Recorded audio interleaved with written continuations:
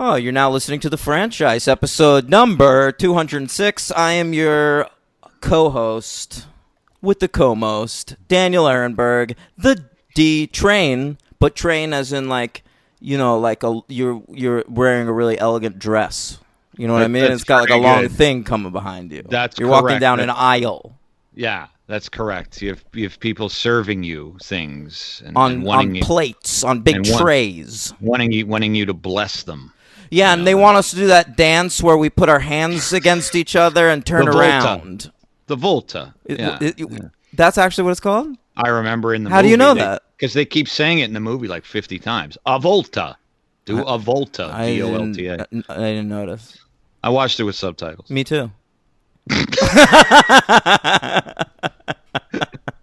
I mean, either that or Queen Elizabeth is a fan of Mars Volta, and I didn't think that was what it was. That's right. Elizabeth the Mute. That's what they called her. That's right. Elizabeth the Mute.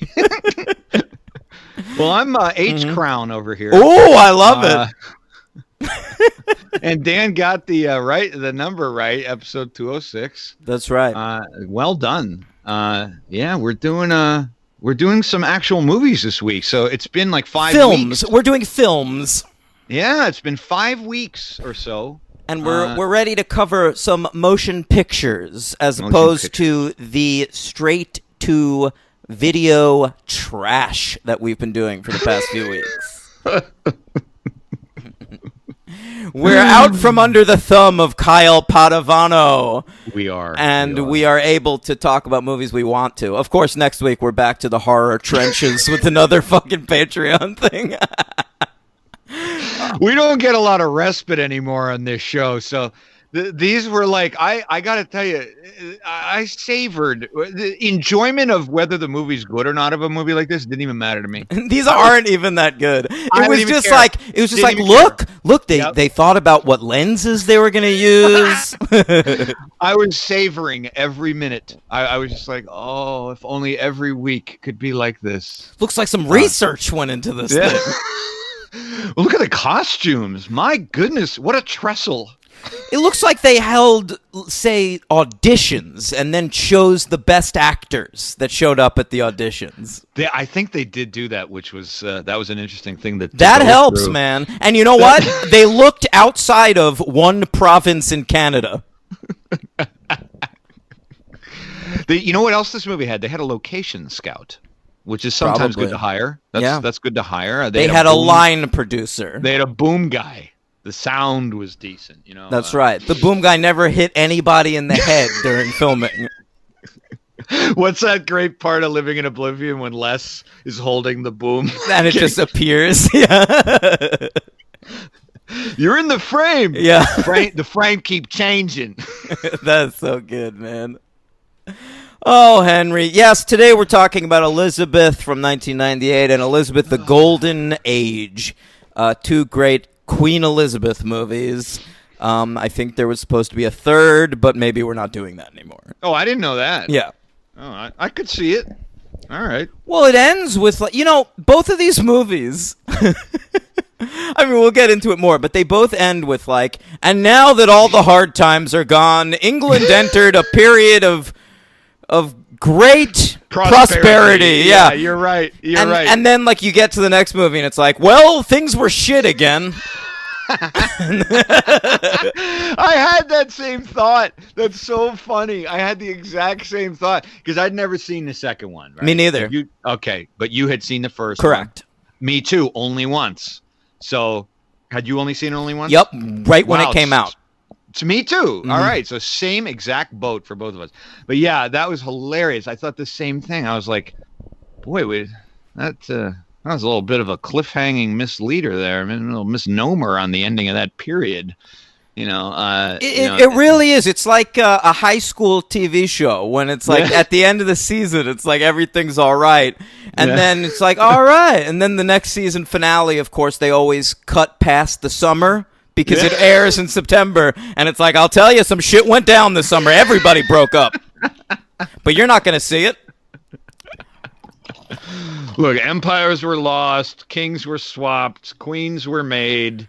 A lot happened in between these movies, including 9 years of, Uninterrupted prosperity, apparently.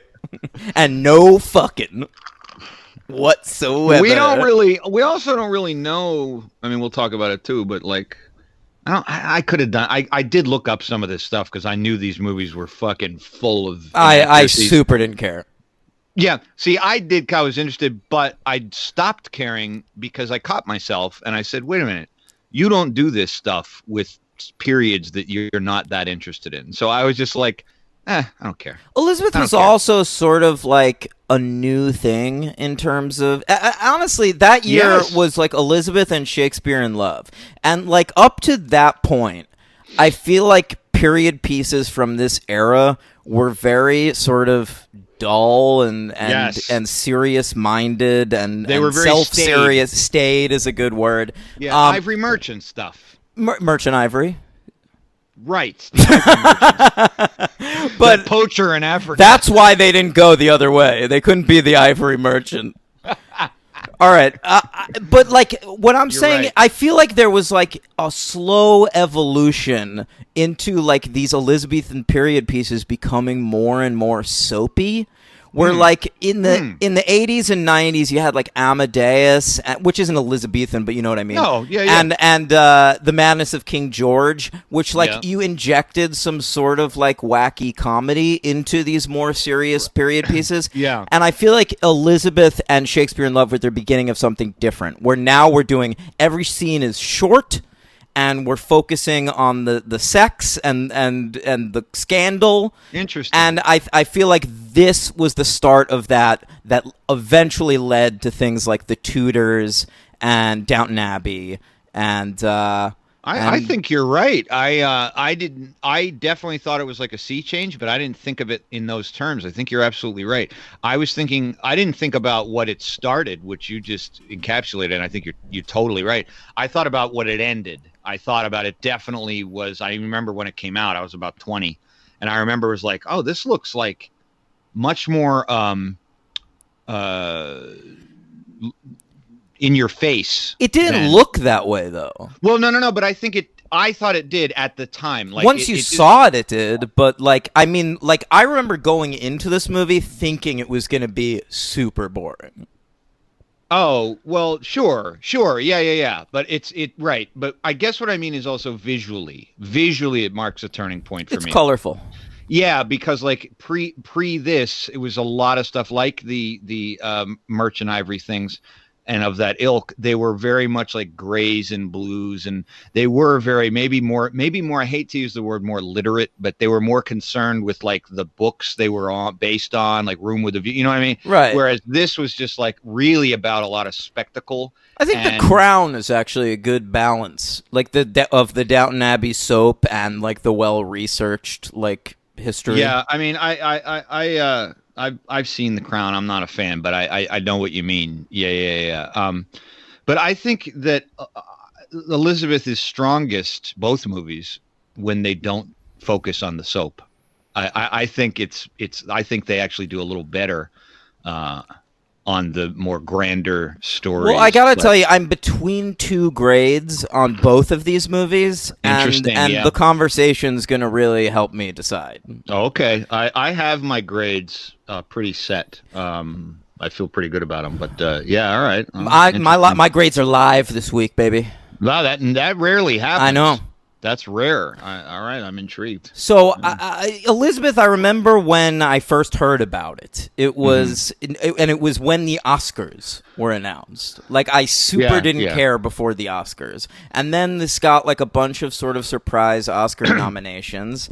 And it was weird. And right at the start of that, and like, nobody knew what to expect from this movie because, like, it kind of came out of nowhere but already packaged as being like this Oscar movie. Definitely. It was directed by this Indian guy, Shekhar Kapoor, who like had never done anything before, at least feature-length films in America, and so like he was an unknown commodity.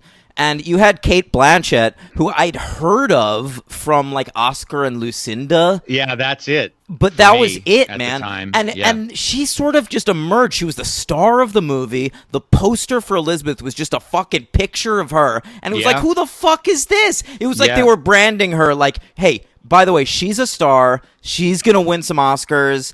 And get ready. This is Cate Blanchett. You are right. It's not an introducing Cate Blanchett situation. No, you're right. But this was introducing fucking Cate Blanchett. I had the same thought. I mean, I barely knew who she was before this. I remember Oscar and Lucinda coming out for some reason, and I didn't see it. But I remember her from that. But other than that, at the time, she's so fucking famous now, and we've seen her in a million movies. It's hard to remember when she was like no one, because she never really was. It's like she was no one, and then she showed up and she was Cate fucking Blanchett. Yeah, it's true. You're right.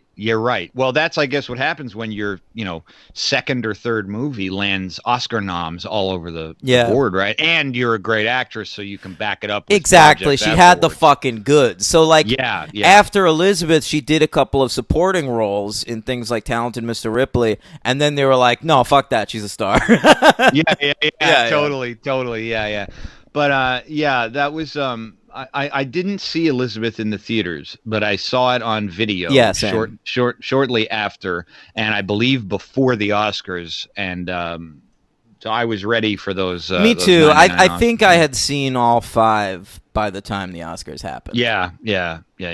Well, it was Saving Private Ryan, Thin Red Line, Shakespeare in Love, Elizabeth, and Life is Beautiful. That got one for that. Yeah, I think you're right. Yeah. Right. And Shakespeare in Love won Best Picture, and Spielberg won Best Director. Right. That was the year Harv really went to bat for his movie. Yeah. So both Elizabeth and The Thin Red Line were totally given the shaft. Yeah, but Thin Red Line was like surprise nom anyway. I think like that movie's reward was the nominations. I guess. I mean, not that that's what it deserved. No. Yeah, don't say Terry Malick doesn't give a shit, because I remember when The Tree of Life got nominated for a lot of stuff, like Terrence Malick was like, "What? People like me?" He like perked up. He was like, I think I'll make 7 more movies now. He was on his Texas ranch. How did he hear? By telegraph? I mean, how does he get information out there? Yeah, they contact him through his earpiece, behind his beard and his hat. From that one picture. He's out in the Texas Hill Country. He can't get any reception out there. No phone lines or anything. Is that where he lives? I mean, he's a Texan. I think he lives out there. I didn't know that. Yeah, I know. I feel like maybe I thought he was British or something. I don't know. But I get it. I've actually, when I first got into Terrence Malick, I had no doubt in my mind he was a Brit, no doubt. And then when I like really got interested in him, and like after Thin Red Line, I was like, this guy's from fucking Texas. Like Texas has some great filmmakers down there. Crazy. Linklater country. Yeah. I full confession, Mike, when I was a kid, I always thought Stanley Kubrick was British. He's not? I'm being serious. You can't be. What? You're being serious? No, I knew it. I was being serious though. I didn't remember exactly. But now I remember. No, I remember now the whole thing we were talking about with him, like contacting Arthur C. Clarke and shit during 2001. Okay. Yeah, I guess you're not a Kubrick nut job like me. Yeah, so, I like his movies. You've like seen films by his daughter about him and shit. Yeah, you watched a documentary about his cameraman and his car man. No, he's from the Bronx, and he's a Jewish guy from the Bronx, and he moved to England after like 2001 and never came back, basically. All right, let's talk Blanchett, bro. Yeah, we got some stuff to talk about here. Yeah. Well, you want to rank her first? We're gonna go through Cate's career. Let's do it. CC. And I have seen 32 Cate Blanchett films. I have also seen 32. What an amazing coincidence. That's crazy. Let's count them down, baby. Jesus Christ. All right. Order up. I guess. Yeah. What up? Believe me, I'm sure I have like 300 theme songs I have to play this episode. You do. You really do. Get them ready. I already have it ready. Please do the Oscar one first, just FYI. Fine. Thank you very much. All right. So number 32, I wanted to really put something else last, but I couldn't do that because this needed to be last. Oh, my God. It's going to be what I have. Go ahead. Okay. Lord of the Rings 3. Okay, it's not. That's not what I have last, but it's close. Return of the King. Return of the King. Yeah. Yeah. Okay. Speaking of Terrence Malick, he made one movie that I found to be almost unwatchable, and that was my number 32, Knight of Cups. Oh, yeah, that's a very bad movie, but I think there's one with her and him directing that's worse. So, I think Knight of Cups is worse than that movie. All right, disagree. I think they're both terrible, but I think one's a 1 and one's a 2, baby. Go ahead. All right. Interesting. All right, number 31, Lord of the Rings, the first one. My number 31 is Lord of the Rings, The Return of the King. Oh, people are going to fucking hate us. Right. Whatever, no, I'm off Twitter. Yeah, oh, will you get banned again? No, I deleted it. You deleted it? Yep. Why? Sick of it. How long are you going to be off there? It's been a few days, and I feel good about it still. Do you? Yeah. Good.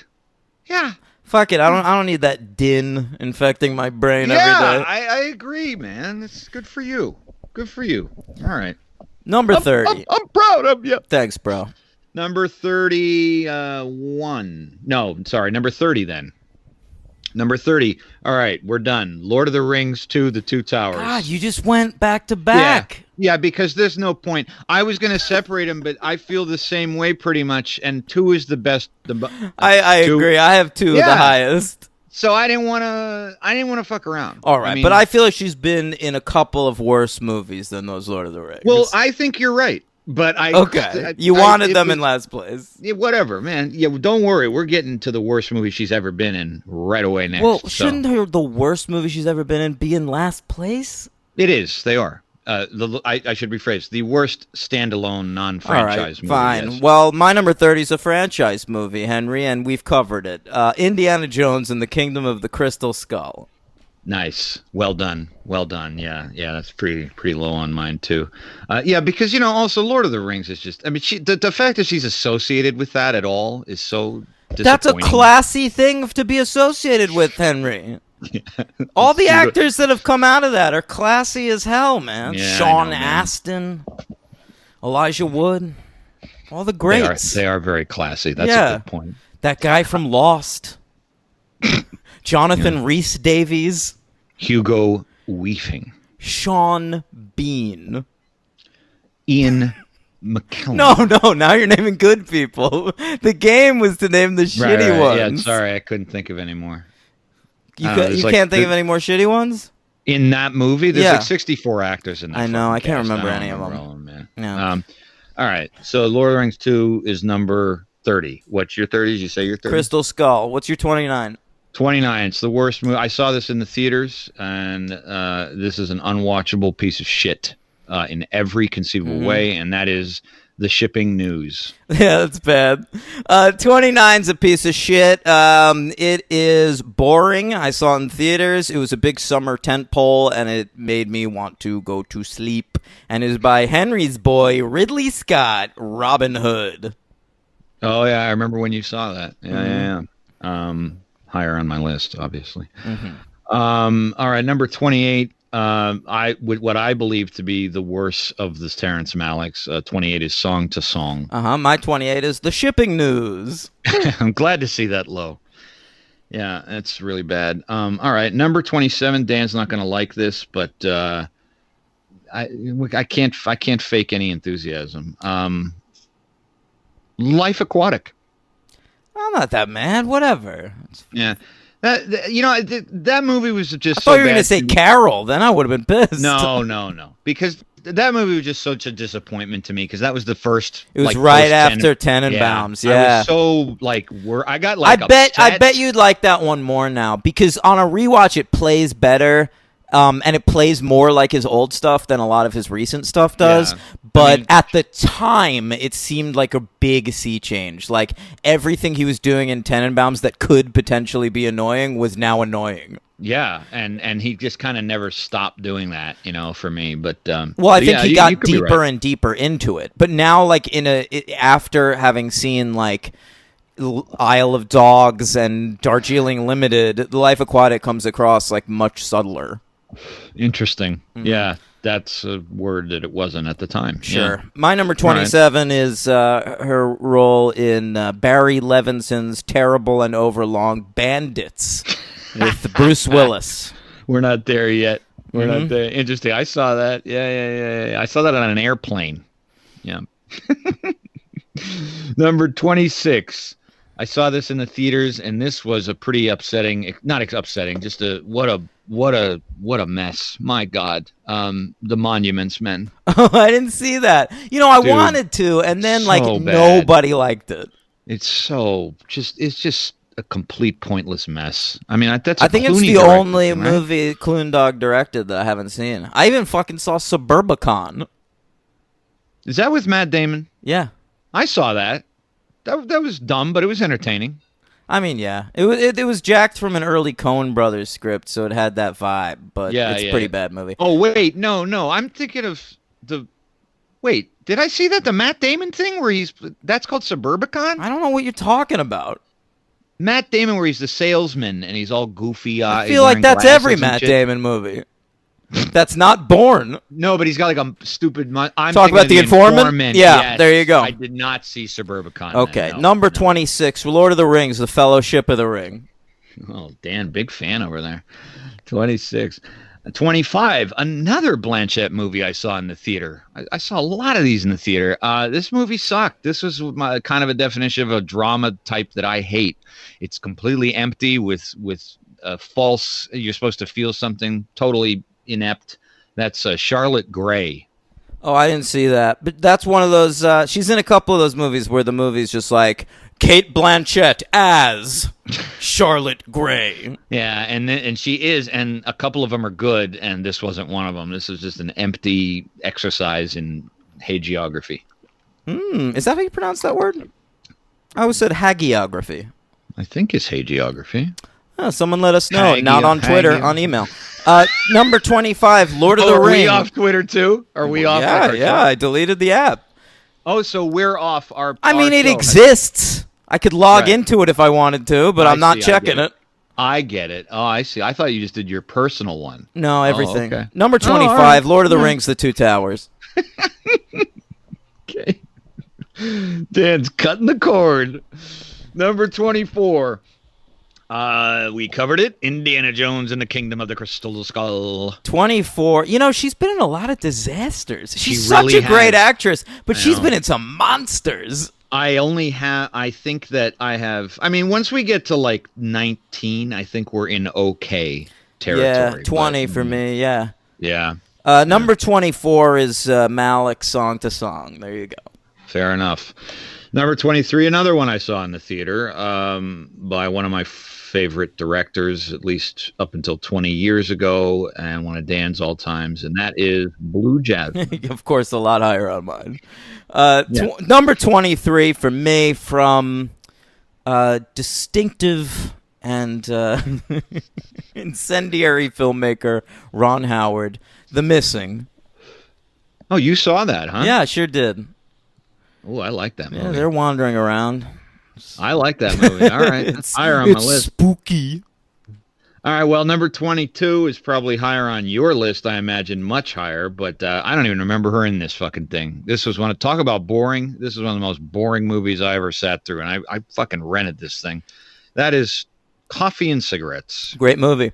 My number 22 is her awkward and over-the-top Academy Award-winning portrayal of Katharine Hepburn in Martin Scorsese's The Aviator.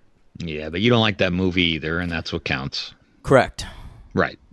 So obviously it's way the fuck higher on my list, as you could imagine. I didn't include something that I did find fascinating. We should mention. Eyes Wide Shut? Isn't that fascinating? I fucking wrote it down and then crossed it out because I never heard of that shit before. But I didn't rewatch it, of course, but I figured out who she was. Yeah, I kind of know what it is too. I think she's the woman at the top of the balcony at the party. Yeah, who yells down like, "Spare him, take me." Yeah, she's got that voice, man. Yeah, I love that. If that's actually her. You know that Adele song "Hello," where she's like, "Hello." Unfortunately, yes. I remember when that song came out. I was like, she's doing a Cate Blanchett impression. Really? Yeah. She's got kind of. You think she's got like that kind of throaty? Hello. Hello. It's me, God. Cate Blanchett. Ugh. God, we played that fucking CD so many times. Did you see she's thin now? Cate Blanchett? Yeah, for a while now. No, man, Adele. No, really? Yeah, she went on some kind of crash diet. She's skinny. I think it was called it's called a Skyfall. And you just, yeah. Well, that's good. Good for her. I mean, I guess. I don't care. What do you want her to stay? I hope it doesn't affect her voice. Yeah. Some people have fat people voices, and then they lose it. Well, she's not an opera singer. I mean, I don't think she uses all of her. Doesn't sing she from her does. Stomach Rolling in the Deep. She's going nuts in that song. I don't know. All right, number 21. This was a toughie to get through, but I did it because he's one of the greatest directors on the planet Earth, and that is Terrence Malick's Knight of Cups. Great. Number 21, we were making a lot of Oscar Wilde adaptations in the late 90s. This was my least favorite of the many. And with Rupert Everett in An Ideal Husband. Yeah, little higher on my list, but not much. Number 20, the aforementioned Bandits, which I recall on an airplane was kind of entertaining, but no. Speaking of airplanes, my number 20 is Pushing Tin.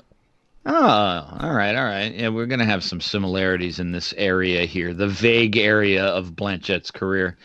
19, it is low, but, I didn't really think much of it. I probably was nicer to it on the show than I should have been, but that was Ocean's 8. That's my 19.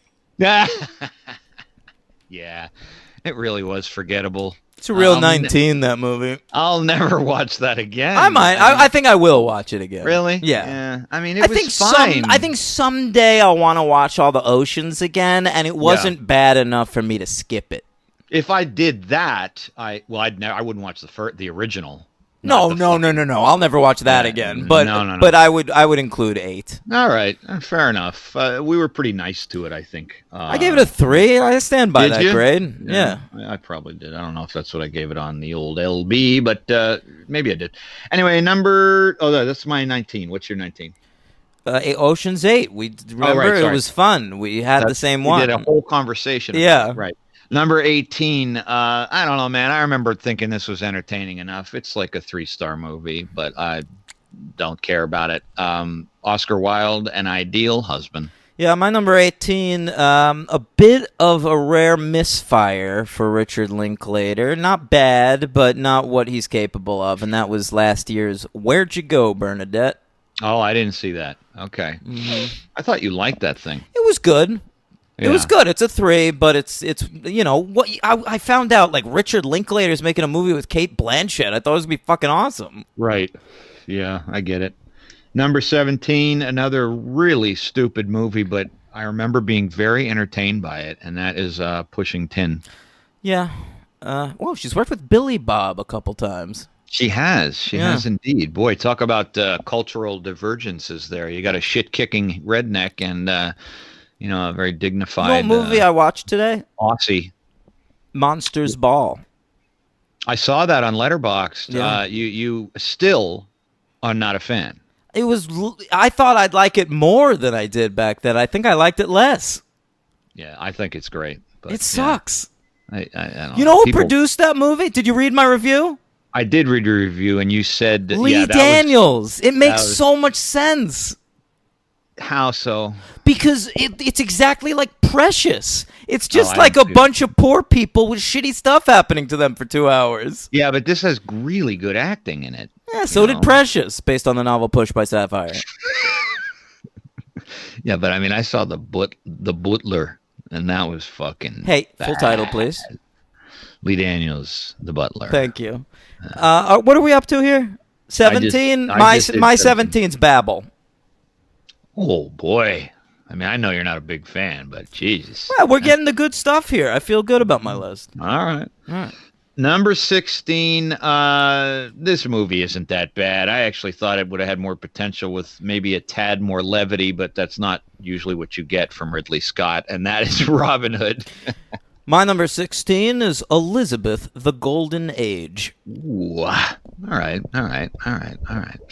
Number 15, it's a good little thriller. I think it's Sam Raimi, and that is The Gift. Great. Love The Gift. Henry, great movie, The Gift. Again, Billy Bob Thornton, by the way. He wrote that movie. Maybe they have a little thing, I don't know. The Cate Blanchett character in The Gift is based on Billy Bob Thornton's mom, who he claims is psychic in real life. Oh, for fuck's sake. I'm serious. Are you serious? Yes. Oh my God, I didn't know that. Yeah. Maybe their mutual attraction to working together is like country mouse, city mouse type thing going on there. You know, it's like, tell me about your ways of your shit kicking redneck ways. Yeah. And, you know, and he's just like, I'll tell you, come on down here to Hooster and the Red House. They're like Goofus and Gallant. What a red carpet couple they'd be. Yeah. Oh, man. They wear each other's blood around each other's necks. Absolutely. Number 15, Cate Blanchett as Veronica Guerin. Of course, the dumb shit reporter who kept writing about the IRA incessantly after they said if she kept doing it, we'll blow up you and your entire family's fucking faces. She was very courageous. What an idiot. She was very courageous. She was not courageous. She was dumb. That was a very good movie. I didn't know you saw that. Yeah, it's a good movie. I didn't think you saw it. I've rewatched that. Really? Yeah. Oh, I can't say that. All right. Number 14. I bet it's a movie you haven't seen. Probably the only one on my list. One of the only ones on my list you haven't seen. Worth watching. I saw it about 15 years ago on video, but it is great. DVD rather. That's like a little bit of I believe like a drug addict type drama thing going on there, and that's called Little Fish. Oh yeah, I haven't seen that. That's very good. Yeah, a little low budget. Yeah, low he'll budge. never watch it. I'll never watch that. No, I know that. Yeah, it's a low budge. Kate B. Let me add insult to injury. Number 14, The Curious Case of Benjamin Button. No comment. Number 13. Look, I like certain. I like. This director has divided me. He's one of your favorite directors, but I gotta say I love 3 things he's done. Absolutely love them, and then the other one's like I like. So, but he's inconsistent to me, and that is Todd Haynes' Carol. I liked Carol, but I almost felt like it should have been more, and it was a little too far from heaven-y. A little too much of that. Yeah, a little bit too much like that movie. That's like one of the top 10 movies of the decade. I wouldn't go. That's an extreme ranking there. I don't think that's It'd be up there on my list. Number, what are we up to? 13 is Elizabeth. Yep. Okay. All right. Interesting. So didn't make the top 10. No, not quite. Her signature role. Number 12, Veronica Guerin.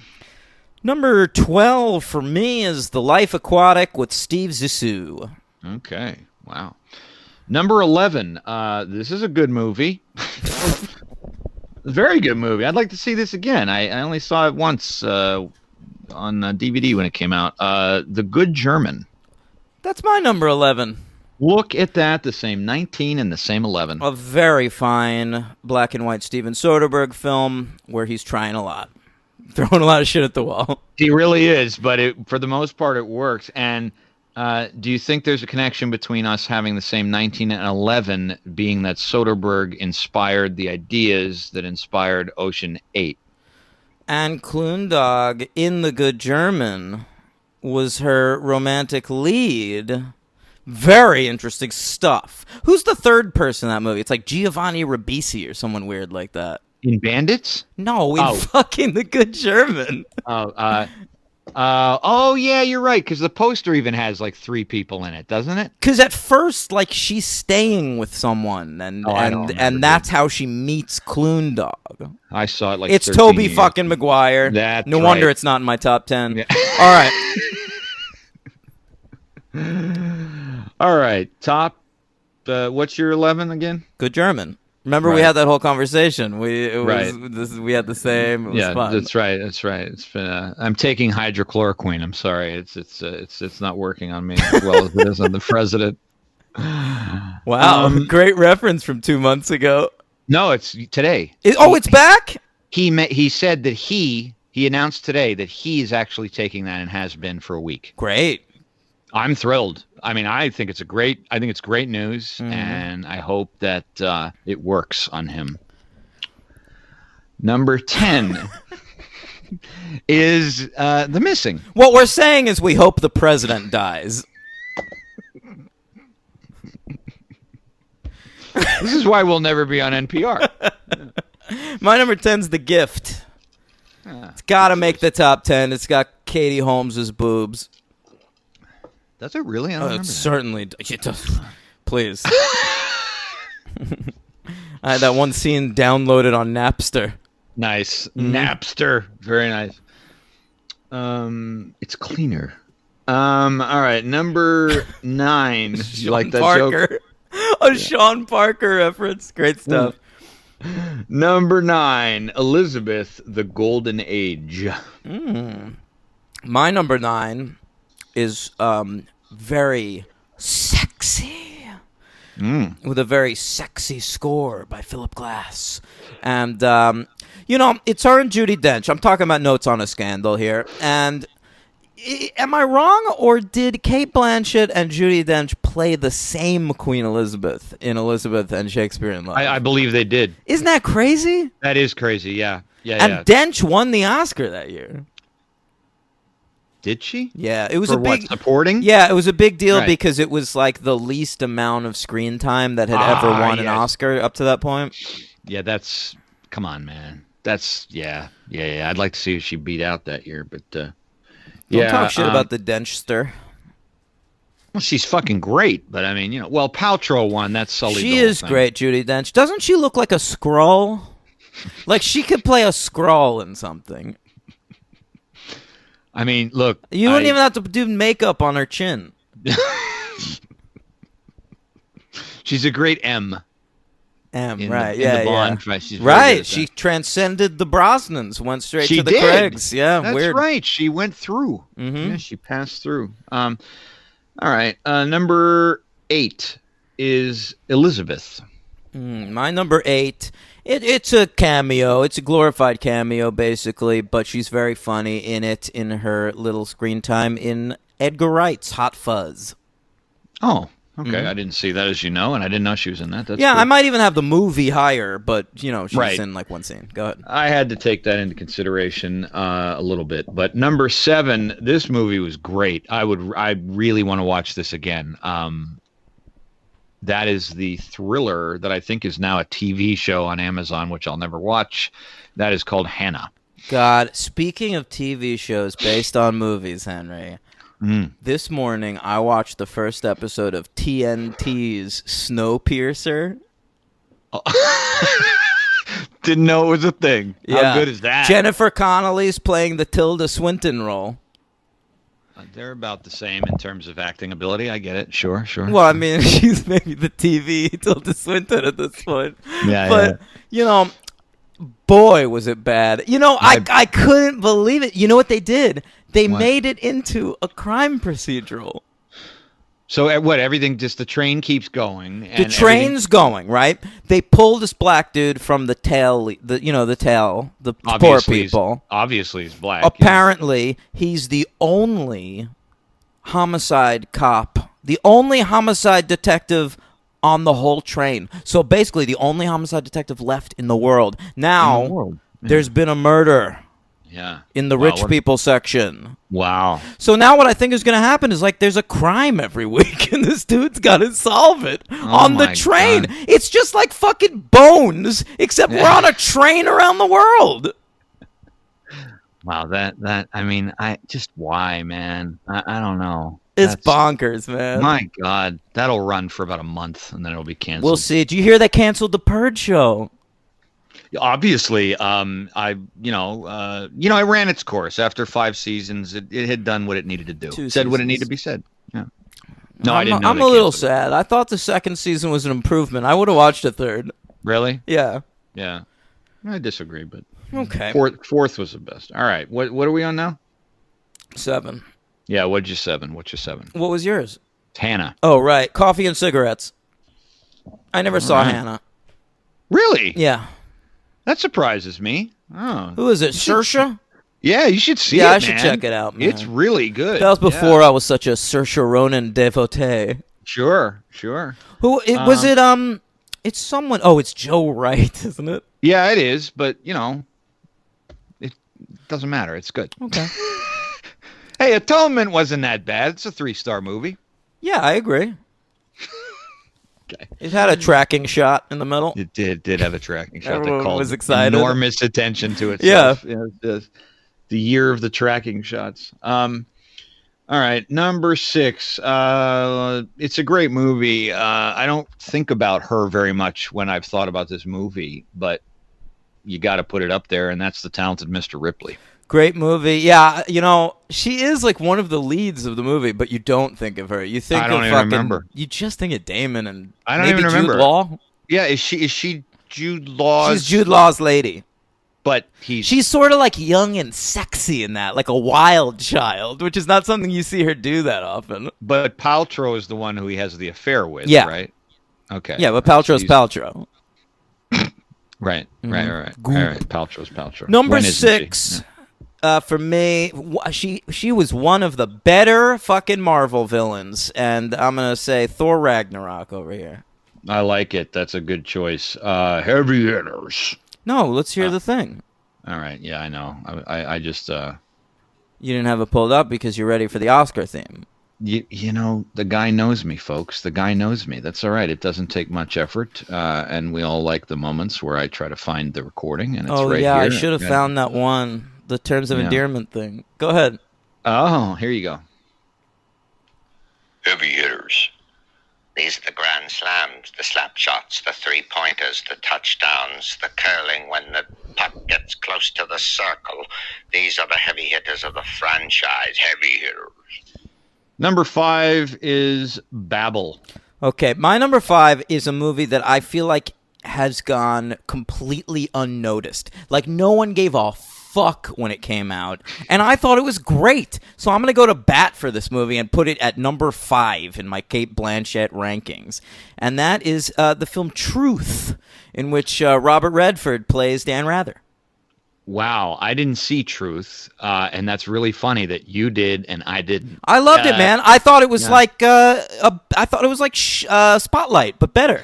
Didn't it come on the heels of like The Post? Yeah, it was around all that. And I think I just had The Post was like pretty disappointing and by the numbers, so I kind of didn't expect much from Truth. Who did Truth? I don't even remember. Yeah. It was good though. Was that good though, huh? Yeah. All right, yeah. What was that, Nixon again or no? No, it's very modern. It's like it's like during the Bush era or something. Okay. James Vanderbilt, who wrote Zodiac, directed Truth. Wrote and directed. Okay, cool. Yeah. All right. And it's like Zodiac in that it's like very like point by point. This was the investigation. This is how it went. Yeah. Yeah. All right. Good. Interesting. All right. Number 4 for me is Thor Ragnarok. Great. My number 4 is her work in Woody Allen's Blue Jasmine. All right. She's very neurotic in that movie, yes. It's a Tennessee Williams riff, and she really nails it. Go ahead. Okay. Number 3, she's chewing scenery like nobody's biz in this movie, but I love this movie, and she isn't the best part of it, but, we are ranking the projects she's associated with, and that is The Aviator. Ugh. My number 3 is The Talented Mr. Ripley. Okay.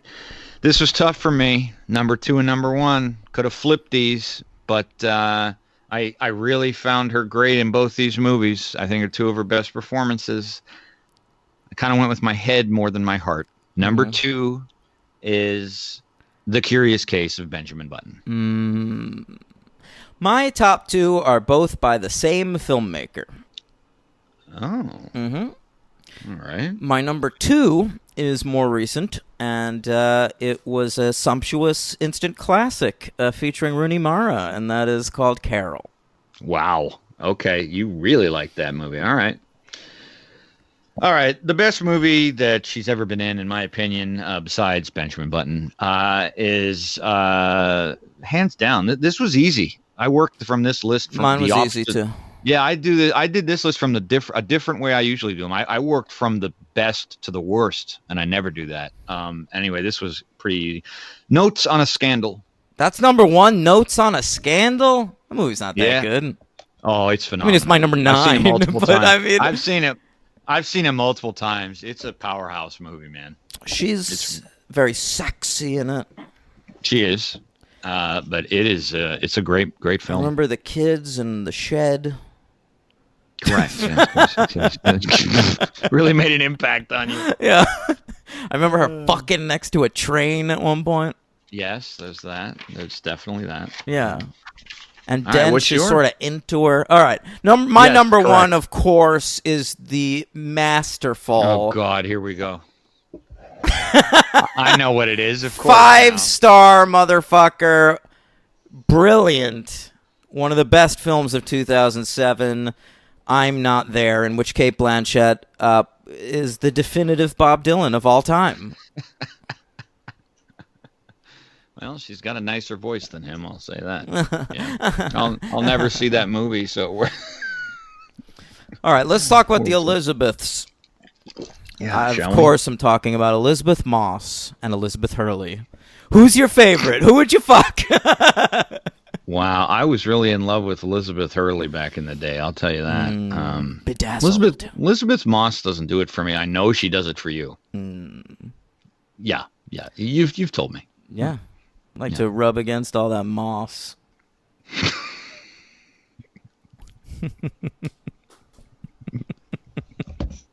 Shave it down. All right. In The Handmaid's Tale, I'm more into the Joseph Fiennes, who we'll be speaking about. His wife in that, Yvonne. Yeah, Yvonne Strahovski. She's one of the 2 most beautiful people I've ever seen in real life. You saw her in real life? I saw her very early on in her career at a Comic-Con panel for the show Chuck. And she is like stunning in person. One of those people you see and you're like, what the fuck? Oh yeah, we've talked about this. Yeah. Oh wow, wow. She's unbelievable. I'm jealous. But I'll still take Moss and that girl with one eye and that girl from Gilmore Girls. All right. The girl with one eye is very, very cute. Thank you. I think I know who you're talking about with the Gilmore Girls. Well, she got chemically castrated. Yeah, the lesbian. Mm-hmm. Yeah. Okay. All right. We could keep going, but that wouldn't be right. All right. Elizabeth by Shekhar Kapoor. He was a much touted filmmaker, and it didn't really turn out for him, unfortunately. No, it's weird. Well, it's not weird. What happened was after Elizabeth, they were like, here's a shit ton of money. Make us another one of those. Oh, and right. he did the fucking Four Feathers. Yeah, which I never saw, never will. I saw it, and you? It was so buzzed about, dude. I remember it was like... I don't remember that being buzzed It was like about. front Really? page, like Entertainment Weekly, like fall movie preview, the Four Feathers, baby. Maybe not front page, but it had like a big section. Sure. And so I went to see it. I was like, it's the Elizabeth guy. It's got, I think Ledger was in it. Oh, yeah. Yeah. I mean, I remember 2002, right? Yeah, that's something like that. Mm-hmm. I mean, I remember that was a year I went to the movies all the time. I think Wes Bentley. I was way into Wes Bentley at the time. Right, because it was like, oh yeah, he's 3 years off of American Beauty. And I was working in Blockbuster, and he had worked at a Blockbuster, and he was on the front page of the Blockbuster Employee magazine. Oh my God!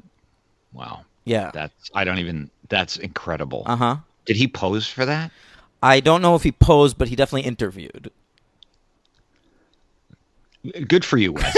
That's It's not like it was literally like, well, he was he was a customer service representative in store number 63987 in Los Angeles, California. What was that like, Wes? What was that like in your life?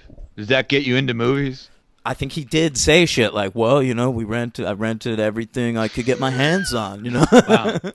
That's a real fascinating interview, man. It's a penetrating Dick Cavett type thing going on there. Yeah. So Kapoor is working in TV now. He directed the pilot of the Damien TV show, which is based on The Omen, and he also directed a few episodes of that show Will, which was sort of like a show about William Shakespeare, but young and hip. Oh, Jesus. Will. It's young and hip. You were not saying William. We're abbreviating that shit. That makes me sick. Mm-hmm. Oh, God. Isn't he also just like apparently one of those guys who just, what I was reading, just keeps not getting shit done? Yeah, he's been attached to 1,000 things. Yeah. I think he might have been attached to like Fantastic Four or something at some point. Yeah, I mean, I think he's a hell of a director with talent. I think he has. That's crazy to me. I wish he would have done more. But. I think he assembled quite a crew for this movie. It was written by a fella by the name of Michael Hurst, who is also currently working in TV, but with considerably more success. He had been working for a long time. He wrote the movie The Deceivers, which some people like. But Elizabeth was a big break for him. He also worked on the sequel and has gone on to create The Tudors, aforementioned on this podcast, as well as Camelot, which was not as successful, and also Vikings, which was hugely successful for the History Channel. Have you watched The Tudors? I tried it. I didn't like it. All right, yeah. That's not a wreck. No. I wasn't interested, and I just wonder what you thought of it. Yeah. Not a fan. Won't check it out then. I watched it. It was on when I was in college, I think, and all the girls I was friends with at the time were like so into Jonathan Rhys-Meyers. Oh yeah, of course. Yeah. I don't get that one, man. That's he's weird. Handsome. I don't think he's. He's so handsome. He looks like a cricket or something. I don't know. Yeah, he looks like Jiminy Cricket. I don't know. If he looks like Jiminy Cricket, you look like a piece of shit on my shoe.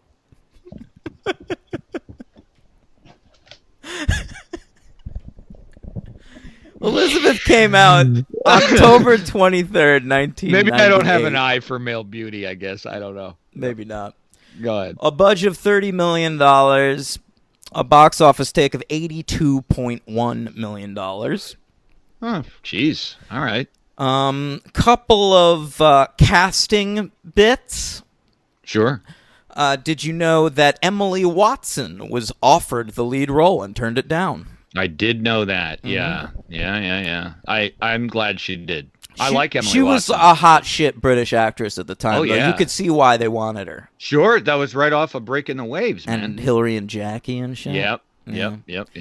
And then also, at one point, Marlon Brando, Henry, was attached to play the Pope.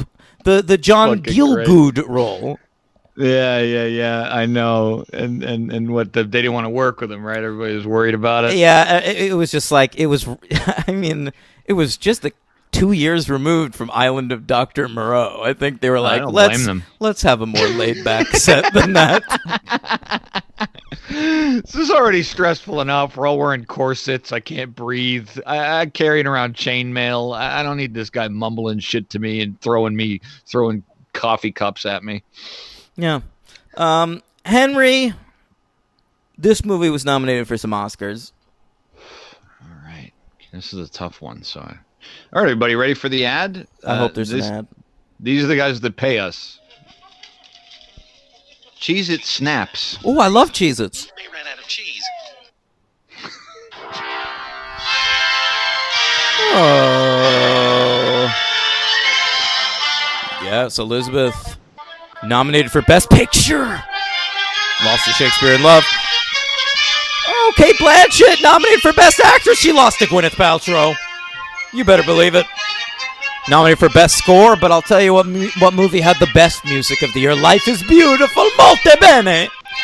Then, we're done. Nominated for. I want to hear. Okay. It kind of cuts you. Nominated for art direction.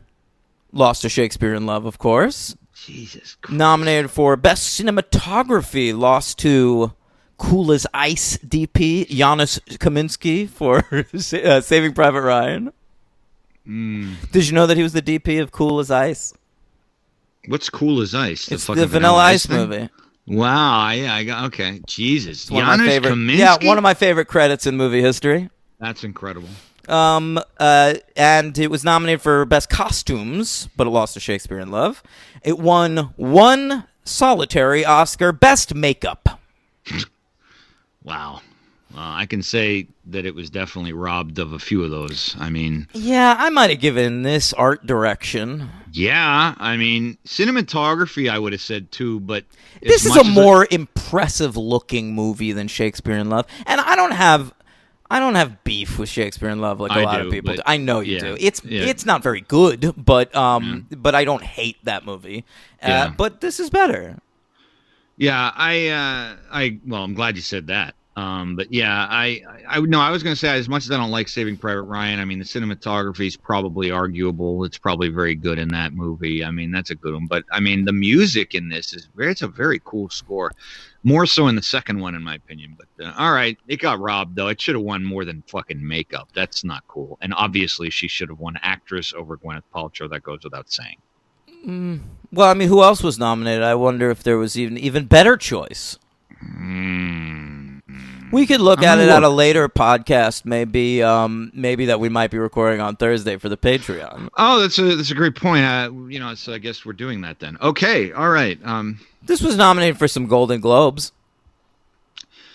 All right, boy. Yeah. Unfortunately, I don't think we're going to get to my favorite theme song and a lot of people's favorite theme song. What? But, well, I'm sure it's on the list of the British Film Institute, but we don't not. seem to.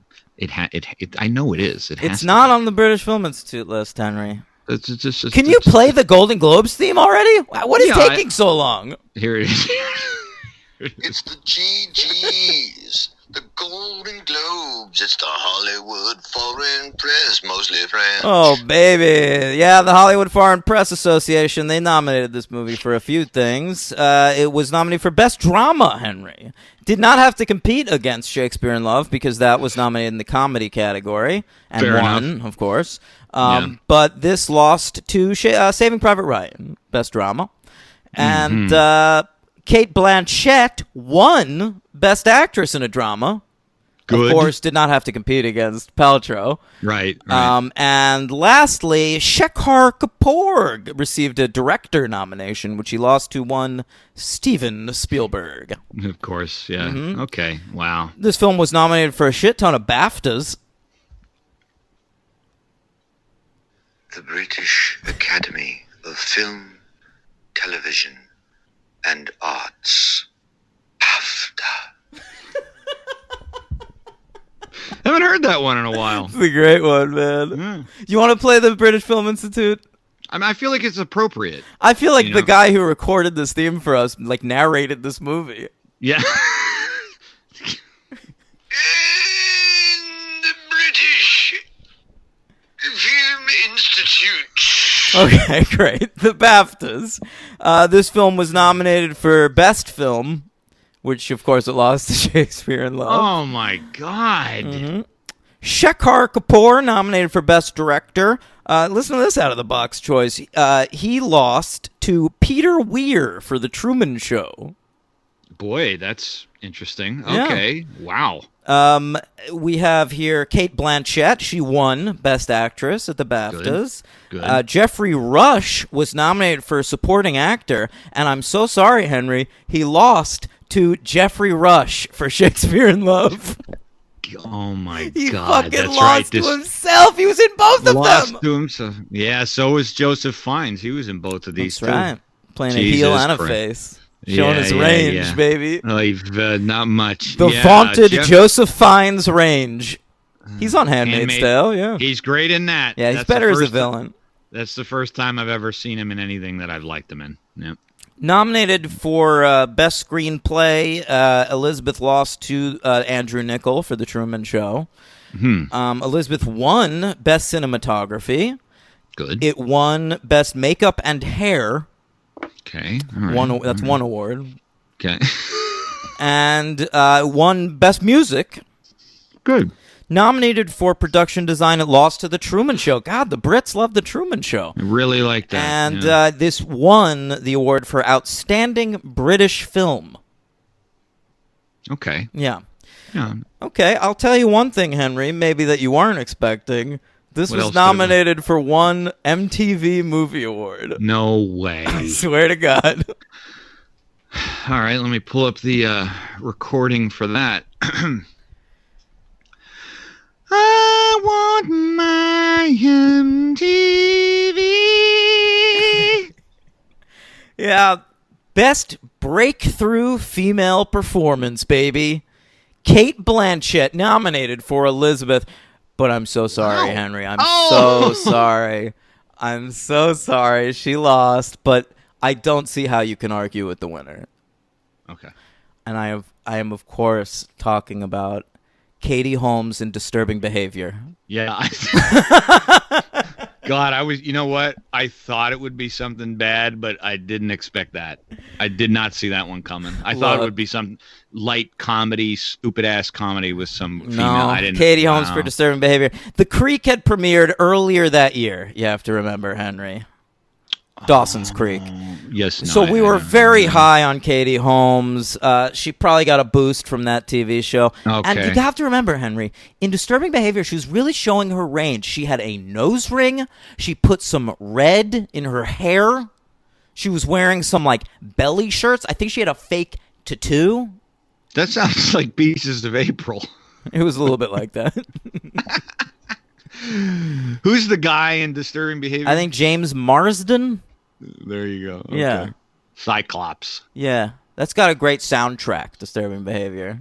Really? Yeah. Flagpole Sitta's on there. I bet it's all that great late 90s. No, it's pre that, man. This is still like great. It's like the fake grunge.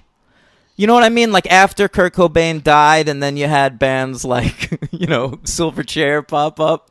Oh, okay. It's that. Yeah, Bush. Yeah. Okay. Yeah. All right. I thought you were going to say like it was like Fastball and Hey, I love Fastball. Yeah, I love that one song. I love their two songs that they had. Basically, they had one that no one remembers. Yeah, I don't. The I one, didn't remember. Were you out of my head? Were you out of my mind? Thinking I'll never be so fine. Waiting for your inspiration. Making hard to find. Remember that song? Nope. No matter what I say, no matter what I do, and do bad things to you. Yeah. That was a hit. No, I didn't remember. I just remember loving very much, you can tell the road that you want on is paved in gold. There's never hunger that never get cold. Never get old and gray.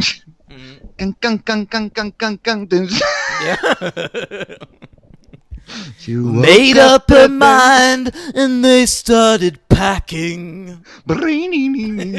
She left before the sun came up that day and left me to eternal summer slacking. Where were you going without ever knowing the way? Oh, baby. Wow. Henry, this That's really good. movie, let's start it. Let's start talking about it. England. Oh, we're an hour in. 1554. We are a fucking hour in. I hate a big list. Yeah. All right. Yeah. Well, it's going to be pretty easy, honestly, because we don't have to go through the fucking machinations. I thought it started out kind of janky, if you ask me, Henry. Really? I felt like it looked like TV style credits, just like at the bottom of the screen in the middle with like normal font. That was weird to me. I thought maybe you watched it on Netflix, right? Of course. Yeah. I thought maybe that was because I had the subtitles on, so I turned them off and watched that part again to see. See, they were so janky that you had to check. I really did. I was like, surely they're not introducing the history of England in this fucking weirdo font, and they were. I get Very panicked. odd. I get panicked sometimes when I have subtitles on and people start speaking in foreign languages and it just says speaking Spanish at the bottom of the screen. I'm like, am I supposed to understand this? Yeah, right. Hate that. I Yeah. know exactly what you mean. Yes, that's very troubling. Yes. Yeah. Well, besides that, though, I think it's I mean, we go right into what Queen Mary there. She's a crazy screaming lunatic. Oh, right, her sister. Right, so it's the same as every movie about a queen, where it's always like someone's queen, right? And then it's like we need to find the next in line, okay? Yeah, and yeah. it's always someone who's like a little off the beaten path and like an extended family member. No one's quite sure about it, and they always introduce it like, "Oh, this isn't your daddy's queen. This is a different type of queen. You never seen anything like this shit before." But since I've seen this in every movie that's ever been about royalty, I'm thinking like, what's a regular queen? I feel like every queen is not my daddy's queen. What's my daddy's queen like? Yeah, what are they like? You're absolutely right. You are very right. There's always like and I think that's also because of historians who place everybody they're particularly interested in. They say the same thing. You find that with American historians, like when I read about, nerd out about the presidents, you'll be like, he was the first to truly embrace the industrial age. And then it'll be like the next one. It'll be like, he was the first to truly embrace the industrial age. It's like, wait a second. So, Elizabeth, I'm sure there's people who have Queen Mary who look at her like, she was not like others. Yeah, she was wacky. She yelled at people. She was freaking out all the time. Yeah. But so it was interesting though that Henry VIII. I didn't remember that. I mean, my history on this subject is pretty wonky. That he was Anne Boleyn and Henry VIII's kid was Elizabeth. I didn't remember that. I think she's the other Boleyn girl. No, she's not. But yes, right. So Queen Mary and oh god, this is going to take forever because we're both not that educated on the subject. But I don't care. We don't need to talk about specifics. Okay, good. She's married, but her husband is, I believe, Philip, somebody of Spain. They don't have sex, so they think she's pregnant. She's not. She has a tumor. She dies. Here's the big thing that the whole movies, both of them are about. It's Catholic versus Protestant. And this is hard for me because I don't know what the difference is. I don't care. And furthermore, I don't fucking care. I like it. Yeah. Well, essentially there isn't much difference. That's the fucking joke of religions. But, Catholic, I think the big thing is this. The only thing is this. Catholicism, the Catholics, they revere and need the Pope. You know what's interesting? Everyone else doesn't.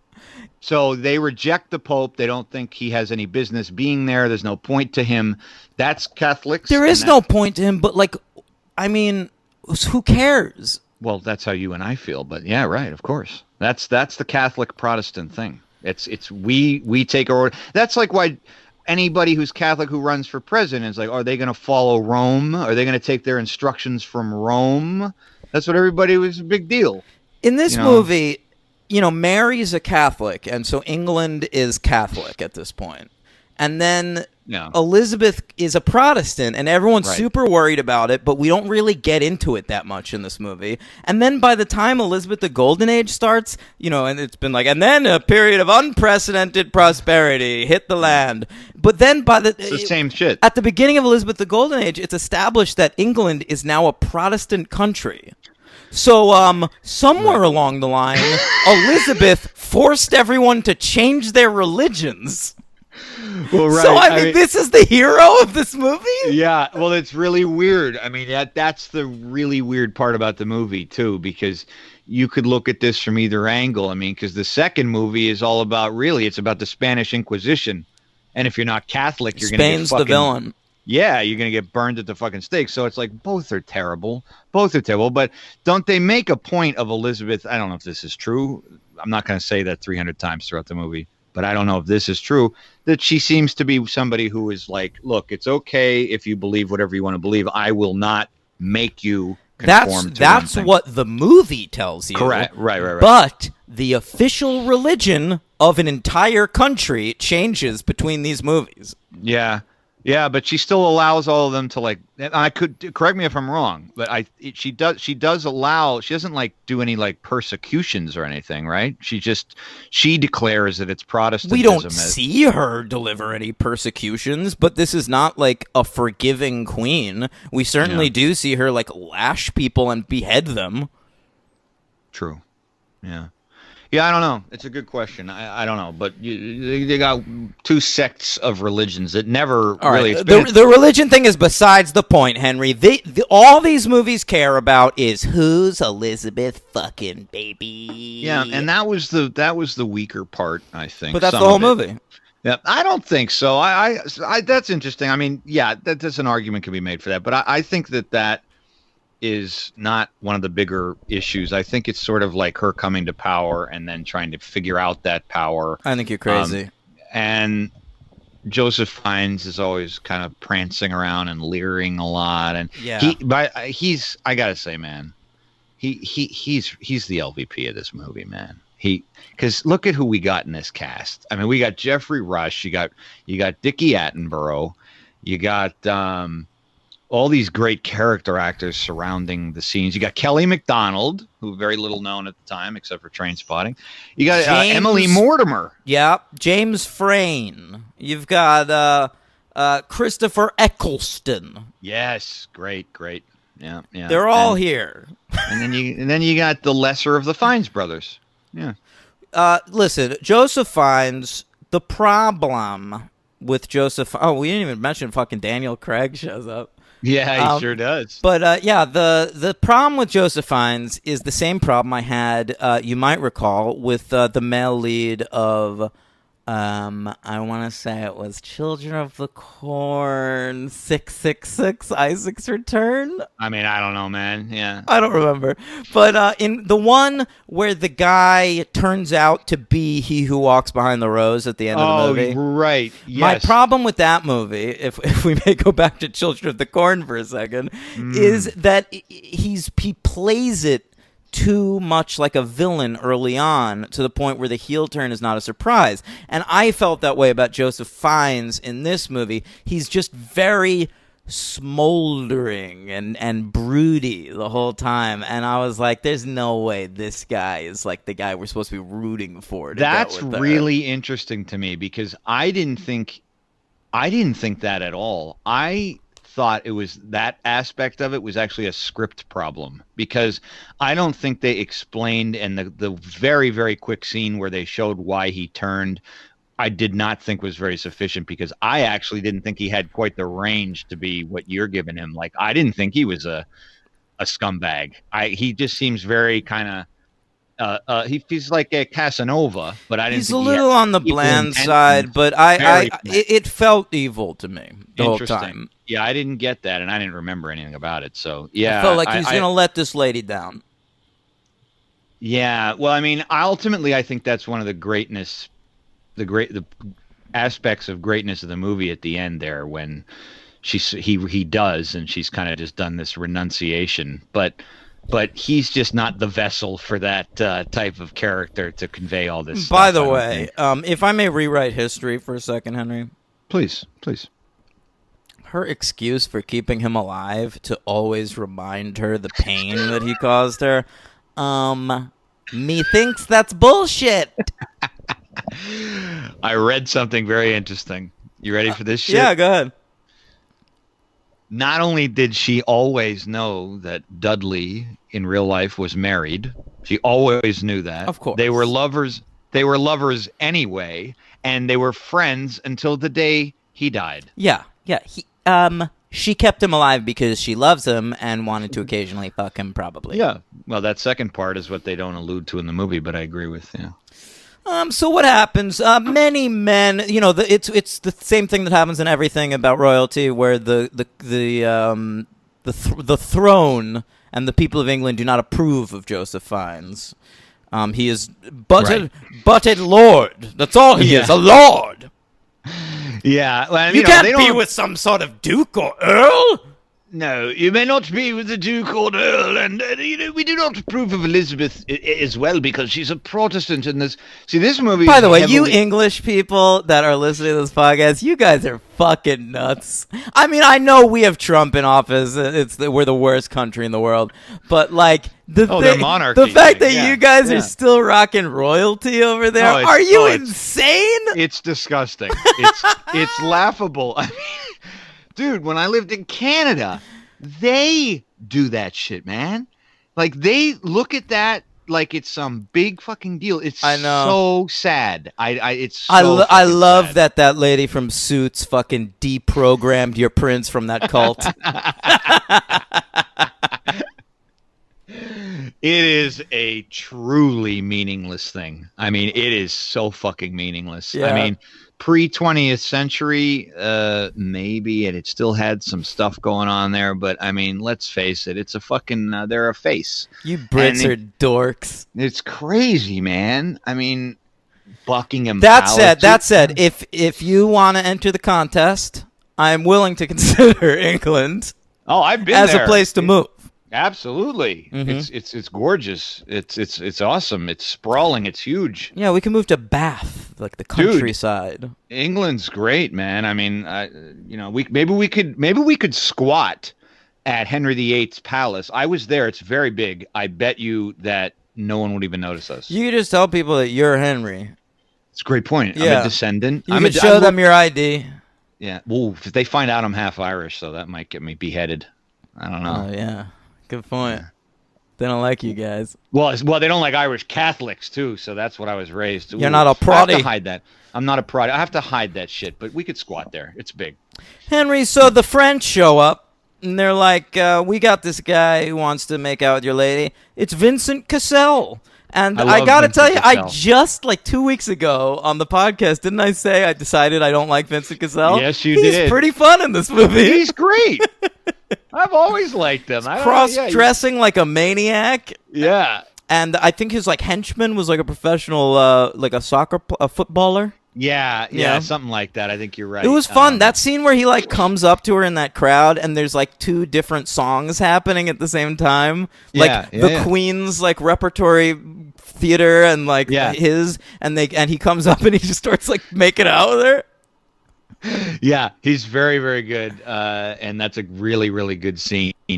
And like I like her reactions are very funny too. Yeah, she's amused by him. Like it's not, she's not offended. She definitely doesn't want to be with this guy, but she's sort of like, this dude's funny. Yeah, I mean, she's like, I love her until he cross dresses. That's a no. Well, 500 years ago probably was. 20 years ago it was probably still, but yeah, no, but like I think it's a great scene because it also just encapsulates the stupidity of encapsulated. What did I say? No, you're close. What did I say? Encapsulate, like the Capulets from Romeo and Juliet. Romeo and Juliet, that's what I meant. Yeah. I was trying to get Shakespeare. She has to deal with all these guys constantly trying to arrange marriages for her. So like then they present this fucking idiot and she's just like, oh my God, like, okay, what is this now? And she just goes through it and the only way to get out of it is basically, right, she decides that he's up to something in his bed chamber. So she goes there and catches him with that. He's with two ladies and he's cross-dressing. And then there's also Christopher Eccleston, Doctor Who, hanging around trying to fuck her too. Now, he's a guy who has ill intentions. Yeah, no. He's the clear villain. And that's the only thing that threw me off the scent of Joseph Fiennes was like, well, he's the villain. The Duke of Norfolk. But then I realized, no, men are the villain.